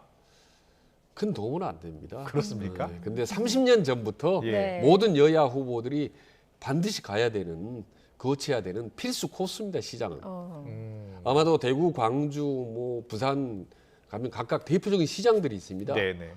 거기 아마 정말 부지런히 갈 겁니다. 여야 후보들이. 그래서 그러나 그게 큰 표심 영향이 없네. 다만 저런 모습을 힘들고 고통받는 서민들과 가까이 지내는 다가가는 그런 모습을 보여주면 좀 사람들이 마음이 좀 훈훈해진다. 라는 점에서 저 반드시 가야 되는 코스죠. 네, 뭐 지금도 도너츠, 어묵, 김밥 뭐 할 것 없이 굉장히 잘 먹는 모습을 보여줬거든요. 이런 게 약간의 높은 벽을 없애주는 느낌을 주는 영향도 있습니까? 예, 그렇습니다. 그런 점에서 더 많이 먹어야 되고 또 요즘 또 TV2는 먹방 또 프로도 유행하고 그러기 때문에 좀 서민적인 모습, 친근한 모습. 그리고 시장이 특징이 전파력이 빠릅니다. 시장 상인하는 분들이 이제 손님들이 오고 가지 않습니까? 그럼 그런 분들에게 자꾸 얘기합니다. 우리 가게에 왔었다, 우리 가게. 그리고 가서 큰 효과는 없지만 안 오면 효과가 있습니다. 나쁜 효과. 누구는 우리 시장도 오지도 않고 말이다. 그렇군요. 그럴 수 있겠네요. 아예 안 오면 나쁜 효과가 있기 때문에 그러면 상대 후보가 간 곳은 일단 가야 되겠네요. 가야 됩니다, 당연히. 시장. 근데 딱 정해져 있습니다, 코스가. 그렇습니까? 그런데 남들이 가지 않는 그런 지역의 명소, 알려진 또 서민들이 자주 다니는데 그런 데를 가면 훨씬 더 효과가 크죠. 뭐 광주 같은 경우는 뭐 무등산에 사람들이 많은 어귀를 간다든지 대구 같은 경우는 팔공산 같은 데는 모든 이제 시민들이 사랑을 받는 그런 지역이 있지 않습니까? 그런 지역까지 가주면은 훨씬 더 민심 효과가 큰데 하도 시장들로 많이 다니다 보니까 좀 효과가 좀 많이 떨어지죠. 그렇군요. 알겠습니다. 그리고 앞서 그 중도 그리고 진보 보수 그러니까 3대 3대 4 그러니까는 중도를 한 40 무당층 이렇게 보셨잖아요. 근데 보통 이 무당층이나 중도 분들은 언제쯤 마음을 정합니까? 무당층이 자꾸 훈련을 받으면 중도층이 되는 거거든요. 근데 무당층과 중도층의 중요한 특징 중에 하나가 막판에 투표를 합니다. 아주 늦게. 막판에 지지할 후보를 결심한다고요? 아주 늦게, 최대한 늦게. 왜냐하면요. 저 사람들이 정치적으로 어떤 생각을 가지고 있는지 그는 상관이 없습니다. 우리 이미 알고 있습니다. 그리고 입에 내는 그럴듯한 정책이 본인들한테 별로 상관이 없다는 걸 압니다. 그래서 기다리다가 정말 우리들 먹는 민생, 부동산이라든지 영세민 대책이라든지 혹은 우리 아들, 딸들 일자리 누가 더 잘하는지 말하자면 내 생활, 내 삶에 누가 더 직접적인 도움이 되는지를 마지막까지 생각하고 또 생각했다가 투표장에 꾹 누르죠. 그러니까 이번엔 진짜 중도층, 무서운 중도층이 생각할수록 막판까지 정말 안개 속이 될 것 같은 선거가 될 것 같은데 경선 표심하고 또 본선 마지막 중도층 표심은 또 다릅니다. 그리고 이번에 윤석열 전 총장이 후보가 되면서 김종인 전 비대위원장이 과연 다시 등판할 것인가 이것도 관심이 쏠리고 있거든요. 다시 킹메이커 하겠습니까? 등판할 것 같습니다. 최근 들어 방송에 이제 부지런히 나와서 본인의 목소리를 내는 거 보면 킹메이커 역할을 할 것 같고요. 또 윤석열 또 후보가 오늘 당선됐지 않습니까? 최근 들어서 부쩍 공개적으로 적극적으로 멘토 역할을 하고 있는 김종인 그리고 김종인을 당으로 꼭 모셔와야 된다는 이준석 대표. 그래서 윤석열, 김종인, 이준석 3트리오의 대선 컨트롤 타워가 지금 만들어지고 있는 거죠. 예, 알겠습니다. 알겠습니다. 자, 그러면 오늘 이재명 후보는 민주당 후보는 뭘 했을까요? 대선 후보 국민의힘 대선 후보가 선출되는 날 이재명 후보는 대구를 찾았습니다. 영상 보고 질문 이어가겠습니다.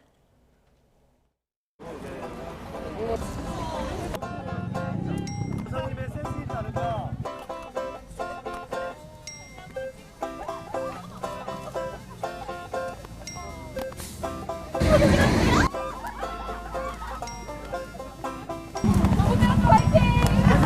잘생겼다.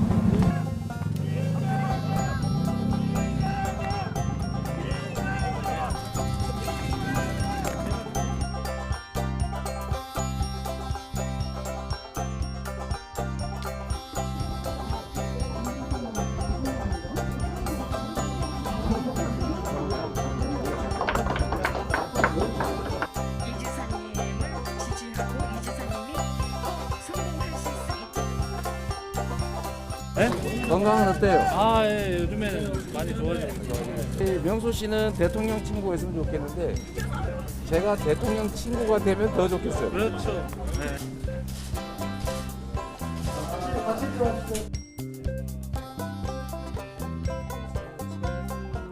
대구 지역에 계시니까 대구 지역에 계시니까 또 지방의 어려움을 동시에 또 겪고 있는 거죠. 대한민국 섬유 산업의 중심지였는데. 그렇죠. 예전에는. 네, 많이 퇴락했죠.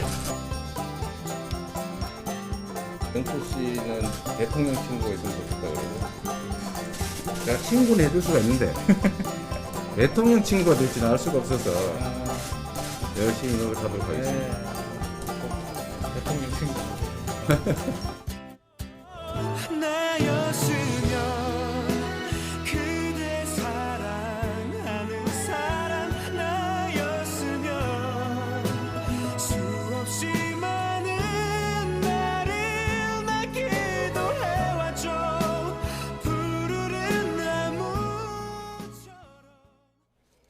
국민의힘 대선 후보가 선출되는 날 네. 보수의 심장으로 불리는 대구를 저렇게 찾아서 또 경북대학교를 방문하고 대학생들을 만나는 모습 영상으로 보셨습니다. 선거를 앞두고 예. 가는 곳, 예. 또 만나는 사람을 보면 선거 전략, 치밀한 예. 선거 전략을 볼 수 그렇습니다. 있는데요. 예. 자, 이재명 후보의 선택 어떻게 보셨어요? 지금 뭐 짧은 순간 화면을 봤지만은 또 저도 개인적으로 뭐 이재명 지사를 뭐 조금 압니다만은 그 순간순간 짧게 사람들하고 정감 나누고 네. 가까워지는 아, 이런 대중 친화력은 참 뛰어난 것 같아요. 그렇군요. 예, 성남시장 때부터 경기도지사까지 많은 금방 친해지는 것 네. 이런 게 아주 탁월한 능력을 갖고 있는 것 같습니다. 근데 지금 선거판에 대선판 오래전부터 내려오는 얘기가 영남과 호남이 뭉친서 지지하는 무조건 이긴다 이런 이제 방문율이 있지 않습니까? 근데 지금 이재명 지사가 호남에서 엄청 높은 지지를 받고 있습니다. 네. 근데 본인은 고향이 지금 대구 경북인데 예. 지지율이 그 생각보다 높지를 않아요. 홍준표가 밀리고 윤석열 후보에도 밀렸었습니다. 그래서 오늘 민주당 국힘당 경선안을 딱 그날을 어떻게 보면 택해서 대구에 가서 저렇게 젊은이들하고 올리는 모습이 참 그 심리 전략, 심리 정치 심리 득표 전략을 잘 잡았다라는 생각이 듭니다. 네. 젊은 애들하고 저렇게 같이 마주 앉아서 말이죠. 네. 대화 나누고 애로사항 들어주고 뭐 대통령 뭐 친구 이야기 오고 가고 하는 이런 부분들이 참 감성 홍보 전략이 탁월하다라는 생각을 새삼 듭니다. 예. 앞서 저희가 민주당 장경태 의원하고 이야기를 나눠봤는데 민주당 장경태 의원이 최근에 이재명 지사 지지율이 박스권에 갇혔다. 그런데 앞으로 윤석열 후보가 이제 후보가 되면서 지지층이 결집할 것이다. 그래서 지지율도 박스권을 벗어날 가능성이 있다, 높다 이렇게 이야기하던데 그 분석은 어떻게 보세요? 일단 그 동의를 하면서도 동의를 할 수 없는 게 뭐냐면은 지금 이재명이나 윤석열 후보 오랜 동안 박스에 갇혀 있었어요, 두 사람은. 제가 그래서 넓고 아름다운 화려한 아파트 안에서 갇혀서 계속 뱅뱅 온 거죠, 지금까지. 근데 이제는 그 아파트 밖으로 뛰어나가야 되지 않습니까? 유리벽을 깨고 가야 되는데 그게 지지층이 결집하는 건 저는 이미 큰 효과가 없고 이미 결집을 했기 때문에 네. 밖에서 빙빙 돌면서 그 두 사람을 관찰하고 검증하고 있는 중도층들이 이제 어디로 가느냐라는 것이 이제 달려 있는 거죠. 그래서 중도층의 마음을 끌어당기기 위해서 두 사람들이 어떤 노력을 하느냐인데 이제 이재명 후보 같은 상당히 엔터테인먼트 기질이 이제 자주 많지 않습니까? 네. 그런 점에서 유리한데 결국 본격적으로 움직이는 건 이제 저는 TV 토론이라고 봅니다. 네. TV 토론. 예, MZ 세대, 대구의 MZ 세대, 호남의 MZ 세대, 부산의 MZ 세대, 2030이 예. 움직이기 시작한 건 TV 토론에서 누가 우리를 위해서 제대로 된 민생의 공약을 내놓을 것이냐를 보고 기다리다가 마지막까지 보고 최종적으로 찬바람 불고 눈 내리기 시작하면 그때부터 서서히 움직이겠어. 네. 막판에 도장을 꾹꾹 찌를 겁니다. 중도층. 네. 그렇군요. 예. 그렇다면은 최근에 두 후보 대장동 의혹도 있고 고발사주 의혹도 있고 이 두 가지 의혹 검찰 수사가 계속 진행 중이잖아요. 공수처도 수사하고 있고요. 이런 양대 검찰 공수처 수사는 역시 또 지지율에도 영향을 미칠 수밖에 없지 않나요? 별로 안 미친다고 제가 솔직히 말씀드립니다. 그렇군요. 왜냐하면 중도층이 도덕성이라든지 네. 이념이라든지 정파는 크게 중요하지 않습니다. 그래서 끝까지 민생 정책을 누가 더 유리하냐를 지켜보는 거고 그리고 또 하나는 두 후보가 똑같이 도덕성 논란에 휩싸여 있기 때문에 더더군다나 이재명의 윤석열 후보는 도덕적인 혹은 게이트나 뭐 여러 가지 사주 고발 사주권 때문에 얻는 타격이 적죠. 두 후보 다 문제가 있기 때문에. 둘 다 있기 때문에. 솔직히 말씀. 그렇다면 안철수 후보나 심상정 후보 쪽으로 중도층의 마음이 갈 수도 있잖아요. 갈 수도 있는데 제대로 된 중도를 확 잡아 끌 수 있는 정책이 있어야 가는 거죠. 네. 안 가면 가기도 아직 애매모호하기 때문에 계속 마지막까지 빙빙 맴돌고 있다가 그나마 세 사람 중에 네 사람 중에 이 사람이 낫다 하면 그때야 아주 뒤늦게야 그쪽으로 움직이기 시작하는 거죠. 네. 중도의 속성입니다. 이번 대선에. 그렇군요. 네, 알겠습니다. 오늘 정치권 분석은 여기까지 듣겠습니다. 최진 대통령 리더십 연구원장과 함께했고요. 잠시만요. 그리고 현재 국민의힘 최종 대선 후보 선출한 곳에 YTN 취재진 계속 나가 있습니다. 백범 김구 기념관에 김대근 앵커가 나가 있는데 현장 소식을 좀 들어보죠. 네, 김대근 앵커 전해주시죠. 네, 저희는 국민의힘 전당대회가 열린 백범 김구 기념관에 나와 있습니다. 정치부 이경국 기자와 자세히 얘기 나누겠습니다. 자, 이 기자, 윤 전 총장이 당원 투표 그리고 여론조사 결과를 합산했더니 47% 넘는 득표율로 최종 후보로 선출이 됐습니다. 네, 그렇습니다. 국민의힘 경선 결과 윤석열 전 검찰총장이 47.85% 득표율로 국민의힘 최종 후보로 선출됐습니다. 윤석열 후보 최종 합산 34만 7천여 표, 47.85% 득표율입니다. 홍준표 의원이 41.5%로 2위 기록했고요. 유승민 전 의원이 7.47%, 원희룡 전 제주지사 3.17%로 뒤를 이었습니다. 네, 결과가 발표되던 순간에 함성과 박수가 터져 나왔고요.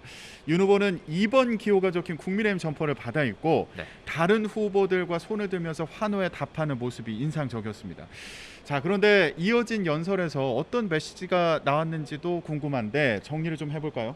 예, 윤석열 후보 후보로 결정되자마자 대선 승리를 다짐하는데 굉장히 강조를 했습니다. 내년 대선에서 승리하지 못하면 우리 모두가 패배자로 기록될 거라며 정권 교체 의지를 다졌는데요. 또 민주당 이재명 후보와의 대결 구도도 더 본격화하는 모습이었습니다. 직접 듣고 오겠습니다. 이번 대선은 상식의 윤석열과 비상식의 이재명과의 싸움입니다.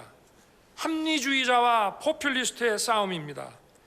또다시 편가르기와 포퓰리즘으로 대표되는 사람을 후보로 내세워 원칙 없는 승리를 추구하고자 하는 이 무도함을 국민 여러분께서 단호하게 심판해 주십시오.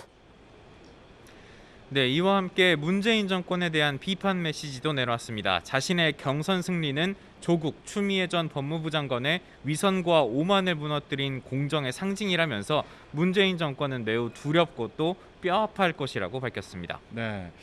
자, 그런데 홍준표 의원도 40%를 넘는 득표를 얻었거든요. 하지만 2위로 최종 후보는 되지 못했는데 여론조사 결과 발표될 때는 와 하는 탄성이 터져 나오기도 했어요. 맞습니다. 윤석열 후보보다 10%포인트 정도 여론조사에서는 앞서는 결과가 나오지 않았습니까? 예, 맞습니다. 홍준표 의원 총 득표율 41.5% 기록했는데요. 여론조사에서는 48.21%를 얻었는데 이 수치 윤석열 후보를 10%포인트 넘게 앞서는 수치입니다.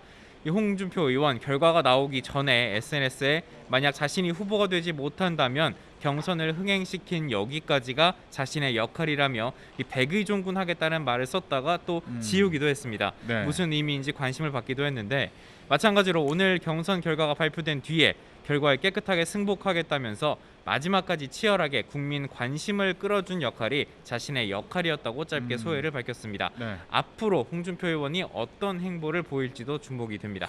네, 그러게요. 앞으로 선대위에 참여할지 이런 부분도 관심인데 윤석열 후보가 경선 결과가 발표되자마자 홍준표 의원을 가장 먼저 안더라고요. 네. 예, 이 장면도 인상적이었습니다. 오늘 기자회견에서도 홍준표 의원과 원팀을 어떻게 꾸릴 건지 윤석열 후보에게 질문이 있었습니다. 선대위원장을 제안할 거냐 이렇게 물었거든요. 네, 일단 윤 후보는 조속한 시일 안에 홍준표 의원뿐만 아니라 유승민 전 의원 그리고 원희룡 전 제주지사를 만나겠다고 답했습니다. 특히 어떤 역할을 할 생각이 있는지 듣고 또 자신이 어떤 역할을 부탁할지 얘기해보겠다고 말해서 앞으로 어떤 논의가 진행이 될지에도 좀 귀추가 주목이 됩니다. 네, 오늘 기자회견에서 윤석열 후보를 향해서 경선 과정에서 불거진 논란들에 대한 질문도 있었는데요. 부인과 장모 관련 수사 그리고 고발 사주 의혹에 대해서도 질문이 있었는데 어떤 입장이 나왔죠? 네, 일단 짧고 강경한 답변이었습니다. 대응할 필요 자체를 못 느끼고 이런 정치 공작이나 불법적인 선거 개입을 계속하면 그에 상응하는 책임을 져야 할 것이다. 이렇게 강한 답변을 내놨습니다. 네, 그렇습니다. 그리고 윤석열 후보 이번 경선 과정에서 전두환 씨 관련 발언도 있었고요. 예. 그리고 이어진 개사과 논란도 있었는데 호남 민심을 돌아서게 하는 거 아니냐 이런 지적이 있었거든요. 예, 이와 관련된 질문도 있었습니다. 광주 방문 언제 할 거냐 이렇게 질문이 나왔는데 어떤 계획을 밝혔죠? 네, 뭐 시점을 두고 뭐 발표 전에 가냐 후에 가냐 얘기가 굉장히 많았었는데 일단 오늘 광주 방문과 관련해서 당 관계자들과 1박 2일 정도로 방문하는 계획을 논의하고 있다고 밝혔습니다. 조속한 시일 내에 방문하지 않을까 예상이 됩니다. 네. 광주를 방문해서 그동안 논란을 좀 가라앉힐 수 있을지 이것도 주목이 되는데 또 다른 변수가 있어요. 국민의당 안철수 대표가 대선 출마를 선언하면서 단일화 어떻게 할 거냐 이것도 관심을 받고 있는 상황인데 예. YTN과의 인터뷰에서 이와 관련된 입장도 밝히지 않았습니까? 네, 그렇습니다. 일단은 지금 단일화를 얘기하는 것은 안철수 대표에 대한 도리가 아니라고 말했습니다. 네. 예, 안 대표도 자신의 어떤 대선 출마 명분과 존재 이유에 대해서 국민께 보여줄 게 많을 거다 이렇게 말을 했는데요. 다만 큰 틀에서의 야권 통합은 궁극적으로 가능할 거라며 단일화에 대한 의지는 거듭 내비쳤습니다. 앞으로 윤석열 후보와 안철수 대표가 어떻게 움직이고 또 어떤 대화를 나누게 될지 지켜봐야 할 포인트일 것 같습니다. 네, 앞으로 계속 관심을 받을 것으로 보이고요. 자, 이렇게 국민의힘 최종 대선 후보로 윤석열 전 검찰총장이 선출됐습니다. 윤 후보는 반드시 정권 교체를 하겠다고 강조했는데 앞서 대선 본선으로 뛰어든 민주당 이재명 후보와 어떤 대결을 벌일지 주목됩니다. 저희는 여기서 인사드리겠습니다. 지금까지 국민의힘 경선 현장에서 전해드렸습니다. 네, 김대근 앵커, 이경국 기자 현장에서 생생한 소식 잘 전해주셔서 고맙습니다. 잘 들었습니다. 계속해서 최진 원장께 질문 하나 더 드리고 보내드리겠습니다. 원장님, 예. 내년 대선 승패를 변수 중에 하나가 TV 토론이라고 하셨잖아요. 예. 또 하나의 변수가 있다면 뭐가 있을까요? 지금 이재명, 윤석열 두 양강 후보가 비호감도가 높지 않습니까? 예. 거기다가 두 후보가 또 중도층 확장을 놓고 경쟁하고 있지 않습니까? 그렇습니다. 그렇다면 상대적으로 비호감대가 좀 낮고 적고 네. 그리고 중대층의 표를 감고 있는 안철수 후보가 뜰 가능성이 저는 높다고 봅니다. 안철수 네. 후보가 지금의 지지율보다 좀 더 높아질 가능성이 예, 있다. 지지율과 몸값이 높아질 가능성이 있죠. 예. 거기다가 지금 이번 대통령 선거는 초박빙으로 이루어질 가능성이 높기 때문에 네. 안철수 후보가 어느 쪽의 표를 가져오느냐 혹은 누구에게 어느 표를 주느냐에 따라서 대선의 결정적인 판도가 갈라질 수가 있다고 봅니다. 네. 안철수 변수 정말 가장 중요한 변수가 되는 거죠. 그렇군요. 예. 그래서 윤석열 후보도 큰 틀에서는 야권 통합에 대해서 열어놓고 있는 거군요. 그렇습니다. 예, 단일화나 혹은 아니면 저는 이제 세력 연대 가능성이 높다고 보는데요. 네네. 아마 안철수 끌어안기 경쟁이 아마 치열하게 벌어질 것 같습니다. 알겠습니다. 네, 오늘 정치권 이슈 여기까지 듣겠습니다. 최진 원장님 잘 들었습니다. 예, 고맙습니다. 고맙습니다.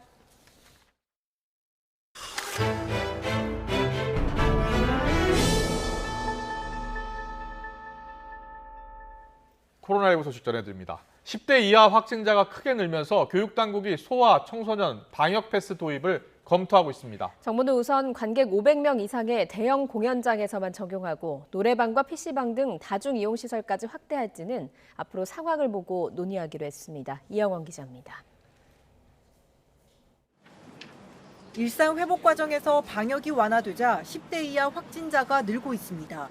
신규 환자 가운데 19살 이하 확진자는 23%가 넘어 4명 중 1명 꼴에 달합니다. 학교와 학원 등을 중심으로 집단 감염이 잇따르고 있는 건데 백신 미접종자가 많다 보니 확산세가 걷잡을 수 없이 커지는 겁니다. 문제는 청소년을 매개로 고령 기저질환자 감염이 늘면 피해가 더 커질 수 있다는 점입니다. 소아 청소년의 코로나19의 중증화 가능성이나 사망 위험이 낮다고 볼 수 있지만 가족 내에서 고위험군이나 아니면 연령이 높은 분들에게 전파가 되었을 때 치명적일 수 있기 때문에 전체적인 유행을 통제하는 게 중요합니다. 이런 상황에 교육당국은 노래방이나 PC방 등 일부 고위험 시설에 도입된 방역 패스를 청소년까지 확대하는 방안을 검토하고 있습니다. 현재는 18살 이하 소아 청소년의 경우 방역 패스를 적용받지 않고 있는데 감염 취약 시설에는 이런 예외를 두지 않도록 해야 한다는 겁니다. 이에 대해 최종 결정권을 가진 중앙재난안전대책본부는 일부 현장 의견이 있지만 정부 차원에서 논의하고 있지는 않다고 선을 그었습니다. 12살에서 17살 접종 완료율이 아직 낮은 데다 접종이 진행 중이라는 점이 고려됐습니다. 청소년들의 방역 패스 적용과 관련해서는 관계부처나 현장에서의 의견들은 있으나 중대본 차원에서는 아직 위험도가 높은 다중이용 시설의 방역 패스 적용까지 논의되고 있지는 않습니다. 다만 500명 이상의 대규모 비정규 공연 시설의 경우 감염 위험이 크다는 점을 고려해 제한적으로 청소년 방역 패스를 적용하기로 했습니다. 자영업자 반발을 의식해 일단 최소한으로만 도입한 뒤 10대 이하 감염 사례와 위험도, 접종률 등을 고려해 방역 패스 대상 확대 여부를 검토한다는 방침입니다. YTN 이영훈입니다. 대장동 의혹의 핵심 인물들이 구속되면서 윗선 수사에 본격 착수한 검찰은 특혜성 개발을 가능케 한 성남시의회 로비 의혹부터 겨냥할 것으로 보입니다. 다만 김남배, 남욱 두 핵심 피해자들을 구속 뒤 처음으로 불러 조사하려던 계획은 수사관이 코로나19에 확진돼 미뤄졌습니다. 나혜인 기자입니다. 2라운드에 접어든 검찰 수사의 칼끝은 이른바 정영학 녹취록에서 30억 로비 대상으로 지목된 최윤길 전 성남시의회 의장부터 겨냥할 것으로 보입니다. 검찰은 삼선 시의원이던 최 전 의장이 성남도시개발공사 설립을 앞두고 유동규 당시 성남시설관리공단 기획본부장을 화천대유 세력에게 소개해줬다고 보고 있습니다. 이들 대장동 핵심 4인방이 공사 설립과 사업 특혜를 공모하면서 로비 역할을 담당했던 김만배 씨가 성남시의회 의원들을 상대로 활발히 움직였다고 구속영장에도 적시했습니다. 애초 한나라당 소속이었던 최 전 의장은 지난 2012년 의장 선출 과정에서 민주당으로 당적을 바꾼 뒤 이듬해 성남도시개발공사 설립 조례안 통과를 주도한 것으로 알려졌습니다.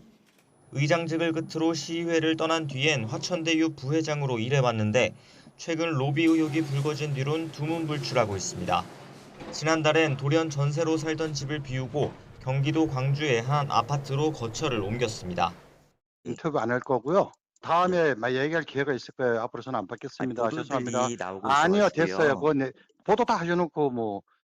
정영학 녹취록엔 최 전 의장 외에도 시의원에게 20억, 실타는 350억 원이라는 구체적인 액수가 언급된 것으로 알려졌습니다.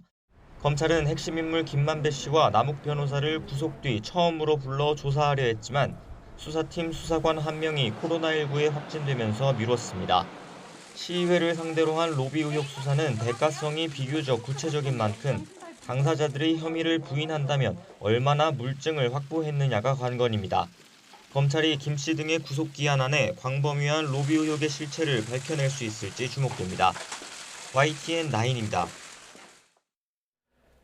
생후 16개월 된 정인이를 학대해 숨지게 한 혐의로 재판에 넘겨진 양모에 대해 검찰이 항소심에서도 법정 최고형인 사형을 구형했습니다. 양모는 최후 진술에서 자신이 한 짓은 입에 담기에도 역겹다며 모든 잘못을 인정한다면서 뒤늦은 반성을 한다고 했습니다. 김다영 기자입니다. 생후 16개월 된 정인이를 학대해 숨지게 한 양부모의 항소심 결심 공판. 검찰은 양모 장모 씨에게 사형을 구형했습니다. 1심 때와 같은 구형량입니다. 검찰은 스스로 방어하기 어려운 16개월 아이를 상대로 한 범행이라는 점에서 죄질이 불량하다고 지적했습니다. 그러면서 영원히 사회와 격리되는 극형이 선고돼야 한다며 가석방 가능성이 있는 무기징역형은 사형을 온전히 대체할 수 없다고 강조했습니다. 또 아동 관련 기관 취업 제한과 전자장치 부착, 보호 관찰도 함께 명령해달라고 요청했습니다. 검찰은 양부 안모 씨에게도 중형을 구형했습니다. 정인이를 엄마로부터 구조하지 않고 외면해 끝내 숨지게 한 책임을 물어야 한다며 1심과 같은 징역 7년 6개월을 선고해달라고 요청했습니다. 이어진 최후 진술에서 장 씨는 자신이 한 짓은 입에 담기에도 역겹고 엽기적이었다고 울먹였습니다. 그러면서 최악의 엄마를 만나 최악의 방법으로 생을 마감한 둘째에게 무릎 꿇고 사과한다고 말했습니다. 안 씨도 무책임함과 무지함으로 일어난 일이라며 평생 속죄하는 마음으로 살겠다고 고개를 숙였습니다. 재판 시작 전부터 법원 앞에는 엄벌을 촉구하는 시민들이 모이기도 했습니다. 우리 정인이 우리나라의 아동 학대 근절을 위해서 잊지 말아야 합니다. 앞서 1심에서 장 씨는 살인 혐의가 유죄로 인정돼 무기징역을 선고받았고 안 씨는 징역 5년을 선고받고 법정 구속됐습니다. 양측 모두 판결에 불복하며 열린 2심 선고 결과는 오는 26일 나올 예정입니다. YTN 김다연입니다. 여자친구인 25살 황예진 씨를 무차별 폭행에 숨지게 한 혐의를 받는 30대 남성의 첫 재판이 어제 열렸습니다. 재판에서 이 남성은 모든 혐의를 인정하고 사죄한다고 밝혔지만 유족은 감형받기 위한 꼼수라며 엄벌을 호소했습니다. 승재현 한국형사정책연구원 연구위원과 함께 짚어보겠습니다. 어서 오세요. 어서 오십시오. 안녕하십니까. 예. 최근 언론에 CCTV가 공개되면서 지금 공분을 더 사고 있는데 지금 가해자는 구체적으로 어떤 혐의를 받고 있는 겁니까? 제일 처음에 구속영장을 청구했을 땐 상해죄였어요. 왜냐하면 지금 고인이 되신 그 예진 씨가 사망하기 전이었기 때문에 그때는 상해죄로 구속영장을 청구했는데 사후에 예진 씨가 이제 운명을 달리하면서 이제 상해치사죄로 바뀌었고 지금 공소장에 적혀 있는 죄명은 상해치사, 즉 살인의 고의가 없이 폭행 중에 가장 강력한 폭행인 상해를 통해서 사람을 사망에 이르게 했다라는 점을 검찰은 인정하고 상해치사죄로 기소해서 재판을 하고 있는 것입니다. 예, 그런데 CCTV 영상을 보면 이리저리 끌고 다니는 그런 약간 처참한 모습이 찍히기도 했잖아요. 그런데 살인의 고의가 없었다. 그래서 살인죄가 안 된다라고 뭐 판단한 근거가 있습니까? 사실 이런 부분에서 조금 죄송스러운 게 제가 기록을 좀 봤으면 진짜 사실 이렇게 전체 기록을 좀 봤으면 제가 좀 말씀을 드릴 수 있는데 제가 이 방송 오기 전에 지금 나와 있는 모든 CCTV와 관련된 기사들을 다 살펴봤는데요. 제 머릿속에 든 두 가지 의문점이 있어요. 네. 쓰러진 장소가 어디냐가 저는 제일 궁금한 것 같아요. 지금 피고인의 진술은 집 안에서 쓰러졌다라고 이야기를 하는데 쓰러진 모습을 CCTV를 아무리 열심히 봐도 집이 아니라 엘리베이터 그 사이의 사각지대에서 쓰러지는 모습이 보였거든요. 그러면 그 바깥에서 걸어 들어올 때까지 굉장히 이렇게 자연스러운 모습으로 싸웠지만 걸어 들어왔는데 어느 순간에 엘리베이터 사각지대에서 쓰러졌다면 왜 쓰러졌느냐에 대한 구체적인 이유가 나와야 될 것 같아요. 이건 좀 조심스러운 이야기지만 피고인이 거짓말을 했다는 것은 숨기고 싶은 게 있다라는 것은 수사를 해본 사람은 다 알 수 있는 일이거든요. 그래서 사실 이실직고를 하면 돼요. 지금 재판 과정인데. 그런데 분명히 CCTV의 사각지대에서 예진 씨가 쓰러졌다면 그 부분이 어떤 점에서 또 다른 충격이 있었거나 또 다른 행위가 있었느냐 이게 첫 번째 살펴봐야 되는 거고 저는 사랑하는 사람이 쓰러지면 사람의 기본적인 본능은 최선을 다해서 사력을 다해서 업고 병원으로 달려가는 모습. 그리고 한 손에는 휴대폰으로 119 신고하는 모습이 자연스러운 모습인데 그 CCTV에 나왔을 때 그 예진 씨의 모습은 국민 여러분이 다 공감하시겠지만 너무 마음 아픈 모습이고 진짜 이렇게 완전히 의식을 잃어서 이렇게 툭 이런 모습이라서 몸 하나를 가눌 수가 없었거든요. 그런데 1층에서 8층으로 올라가요. 그럼 왜 8층으로 올라갔을까? 아니 1층에서 바로 쓰러지면 바로 119 신고해서 바로 병원에 데리고 가는 게 그 인지상정인데 왜 8층까지 올라갔다가 그 8층에서 다시 1층으로 다시 내려오는 과정이 있거든요. 그 과정은 저희들이 CCTV를 봤을 때는 정확히 모르니 저는 피고인이 이 부분에 대해서 정확한 설명을 해야 되는 것이고 이 다음은 제가 생각하는 겁니다. 올라가는 그 과정에 처음에는 살인의 미필적 고의가 없을 수 있어요. 처음은. 근데 어느 게 딱 쓰러지고 내가 충격을 더 가했고 내가 엘리베이터를 타서 집에 뭔가 이렇게 숨겨놓고 범행을 은폐하려는 의도로 8층으로 올라가는 그 순간에 사람의 생각은 막 바뀌는 거잖아요. 그 순간에 미필적 고의가 생길 수 있는 거잖아요. 그렇기 때문에 지금도 검찰이 뭐 최선을 다했고 경찰이 최선을 다해서 수사를 저는 했다라고 생각을 하지만 유족과 국민의 입장에서는 부족한 점이 분명히 있는 거예요. 그럼 이 부분에 대해서 좀 검찰은 공소를 담당하는 검사로서 좀 제대로 국민들에게 설명해주고 이 부분을 재판정에서 좀 밝혀줬으면 하는 게 저도 형사법 학자의 마음으로 좀 그 검찰에게 간곡히 부탁하고 싶다 이런 말씀드리겠습니다. 네, 알겠습니다. 유족 입장에서는 이 남성이 좀 더 적극적으로 좀 신고도 하고 도와줬으면 하는 마음이 간절했던 것 같은데 이 남성이 최근에 이제 혐의를 인정하고 사죄한다고 했나 봐요. 그러니까 제일 처음에 119 신고했을 때는 예진 씨한테 모든 책임을 돌리는 모습이었어요. 그냥 음주를 한 상태에서 쓰러졌다. 119에 신고했을 당시에 119 신고. 그 왜 쓰러졌냐고 물었을 때 그렇게 진술을 했기 때문에 처음에는 범행을 분명히 은폐한 상황이었는데 이제 법정에서 이렇게 자백을 하고 반성을 하는 이유는 그 상해죄에 보면 양형 기준이라는 게 우리 양형위원회에서 만들어놨습니다. 그 양형위원회 3가지 가장 감경할 수 있는 양형 인자가 있는데 첫 번째 초법, 두 번째 반성, 세 번째 합의인 거거든요. 제가 감히 판사님들께 좀 부탁드리고 싶은 거는 합의라는 거는 진짜 용서를 통해서 화해를 했을 때 합의가 있는 거지 제발 법원이 피해자는 사망해서 진술할 수 없는데 법원의 판사께서 합의가 의죄됐다는 형태로 본 사건에 피고인은 합의하였다라는 평가는 좀 안 하셨으면 싶은 거예요. 그리고 양형 기준에 보면 상해치사죄는 중간형이 3년에서 5년이에요. 그럼 3년이면 저희 마음속에 부족한 거는 언제나 집행유예가 가능할 수 있는 영역이기 때문에 만약에 감경인자를 너무 많이 잡아버리면 지금까지 상해치사에 가끔 집행유예가 나오는 그 상황이 지금 이 사건에도 적용될 수 있지 않을까라는 두려움과 불안감이 있으니까요. 법원에서도 좀 이 사건 잘 좀 들여다봤으면 좋겠다는 말씀 드리겠습니다. 네, 알겠습니다. 철저한 수사 더 필요할 것 같고 공정한 재판 있어야 될 것 같습니다. 그리고 또 다른 사건 하나 짚어보겠습니다. 술에 취한 남성이 세차장에서 차를 훔쳐서 달아나는 그런 사건이 발생을 했는데 세차라는 사람들에게 직원인데 이러시면 안 됩니다 이러면서 다가와서 차를 몰고 도망가려고 했다는 사건이거든요. 이게 참 음주라는 게 모든 걸 용서할 수 없는 상황임에도 불구하고 저는 상황을 보내고 분명히 또 나중에 그런 이야기를 할 거예요. 내가 그 당시에 술이 만취를 해서 기억나지 않는다는 진술을 할 수가 있을 듯한데 사실 저런 행동을 보인다는 것은 굉장히 일반 시민의 대중에 대한 기본적인 위해 그리고 기본적인 위험을 일으키는 거기 때문에 저런 행위에 대해서는 굉장히 엄중하게 처벌해야 되지 않느냐.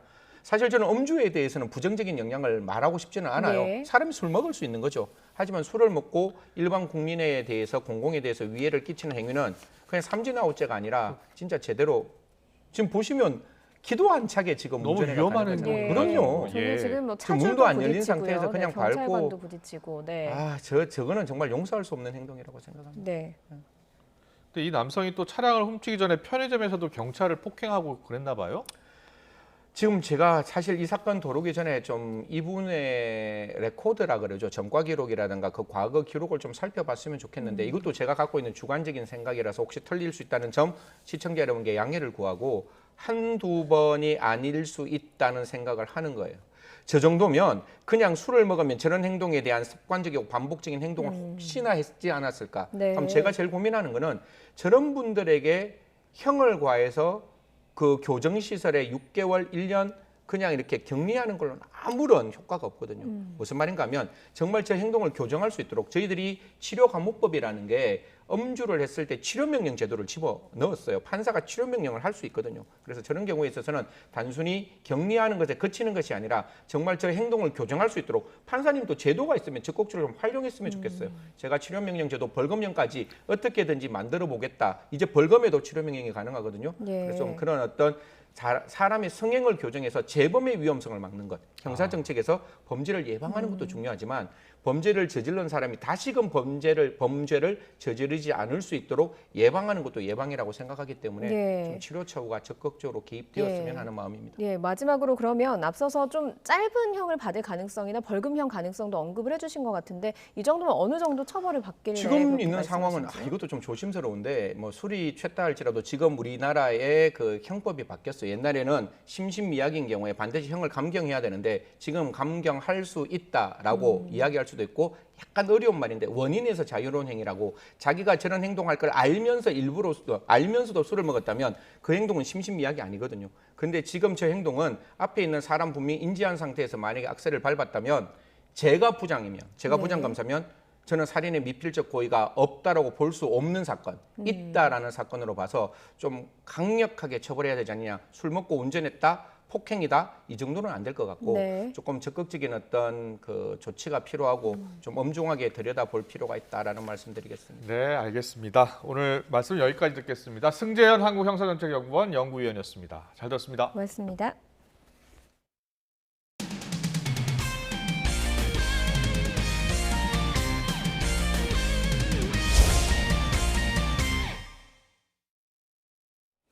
프로야구 플레이오프행 티켓을 놓고 잠시 뒤 두산과 LG가 물러설 수 없는 한판 대결을 벌입니다. 먼저 1승을 거둔 두산이 역대 가을 야구에서처럼 플레이오프로 직행할지 관심이 쏠리고 있습니다. 취재기자 연결합니다. 신윤정 기자. 네, 스포츠부입니다. 네, 오늘 경기에서 두 팀의 팽팽한 맞대결이 펼쳐질 텐데요. 어떻게 전망되고 있습니까? 네, 서울 라이벌 두산과 LG 두 팀의 가을 야구 운명이 걸린 준 플레이오프 2차전이 잠시 뒤 오후 6시 반 잠실구장에서 열립니다. 두산 곽빈과 LG 켈리가 선발 투수로 나섭니다. 곽빈은 지난 1일 키움과의 와일드카드 1차전 선발 이후 사흘만 쉬고 다시 출격하고 LG는 가을 야구 필승 카드로 꼽히는 켈리가 5일간 충분히 휴식한 뒤 선발로 나서게 됐습니다. 어제 1차전 직후 나온 두 팀 감독의 말을 잠시 들어보겠습니다.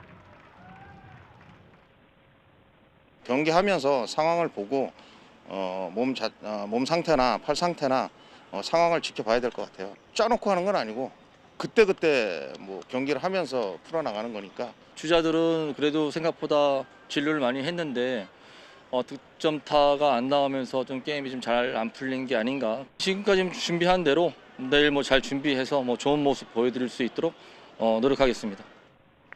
어제 관중 2만 명이 몰린 1차전에서는 가을 야구 승부사 유전자를 보유한 두산이 먼저 승리했습니다. 두산은 외국인 투수 미란다와 로켓이 빠졌지만 소종 에이스 최원준이 5이닝 무실점 호투를 펼치며 경기 최우수 선수로 뽑혔습니다.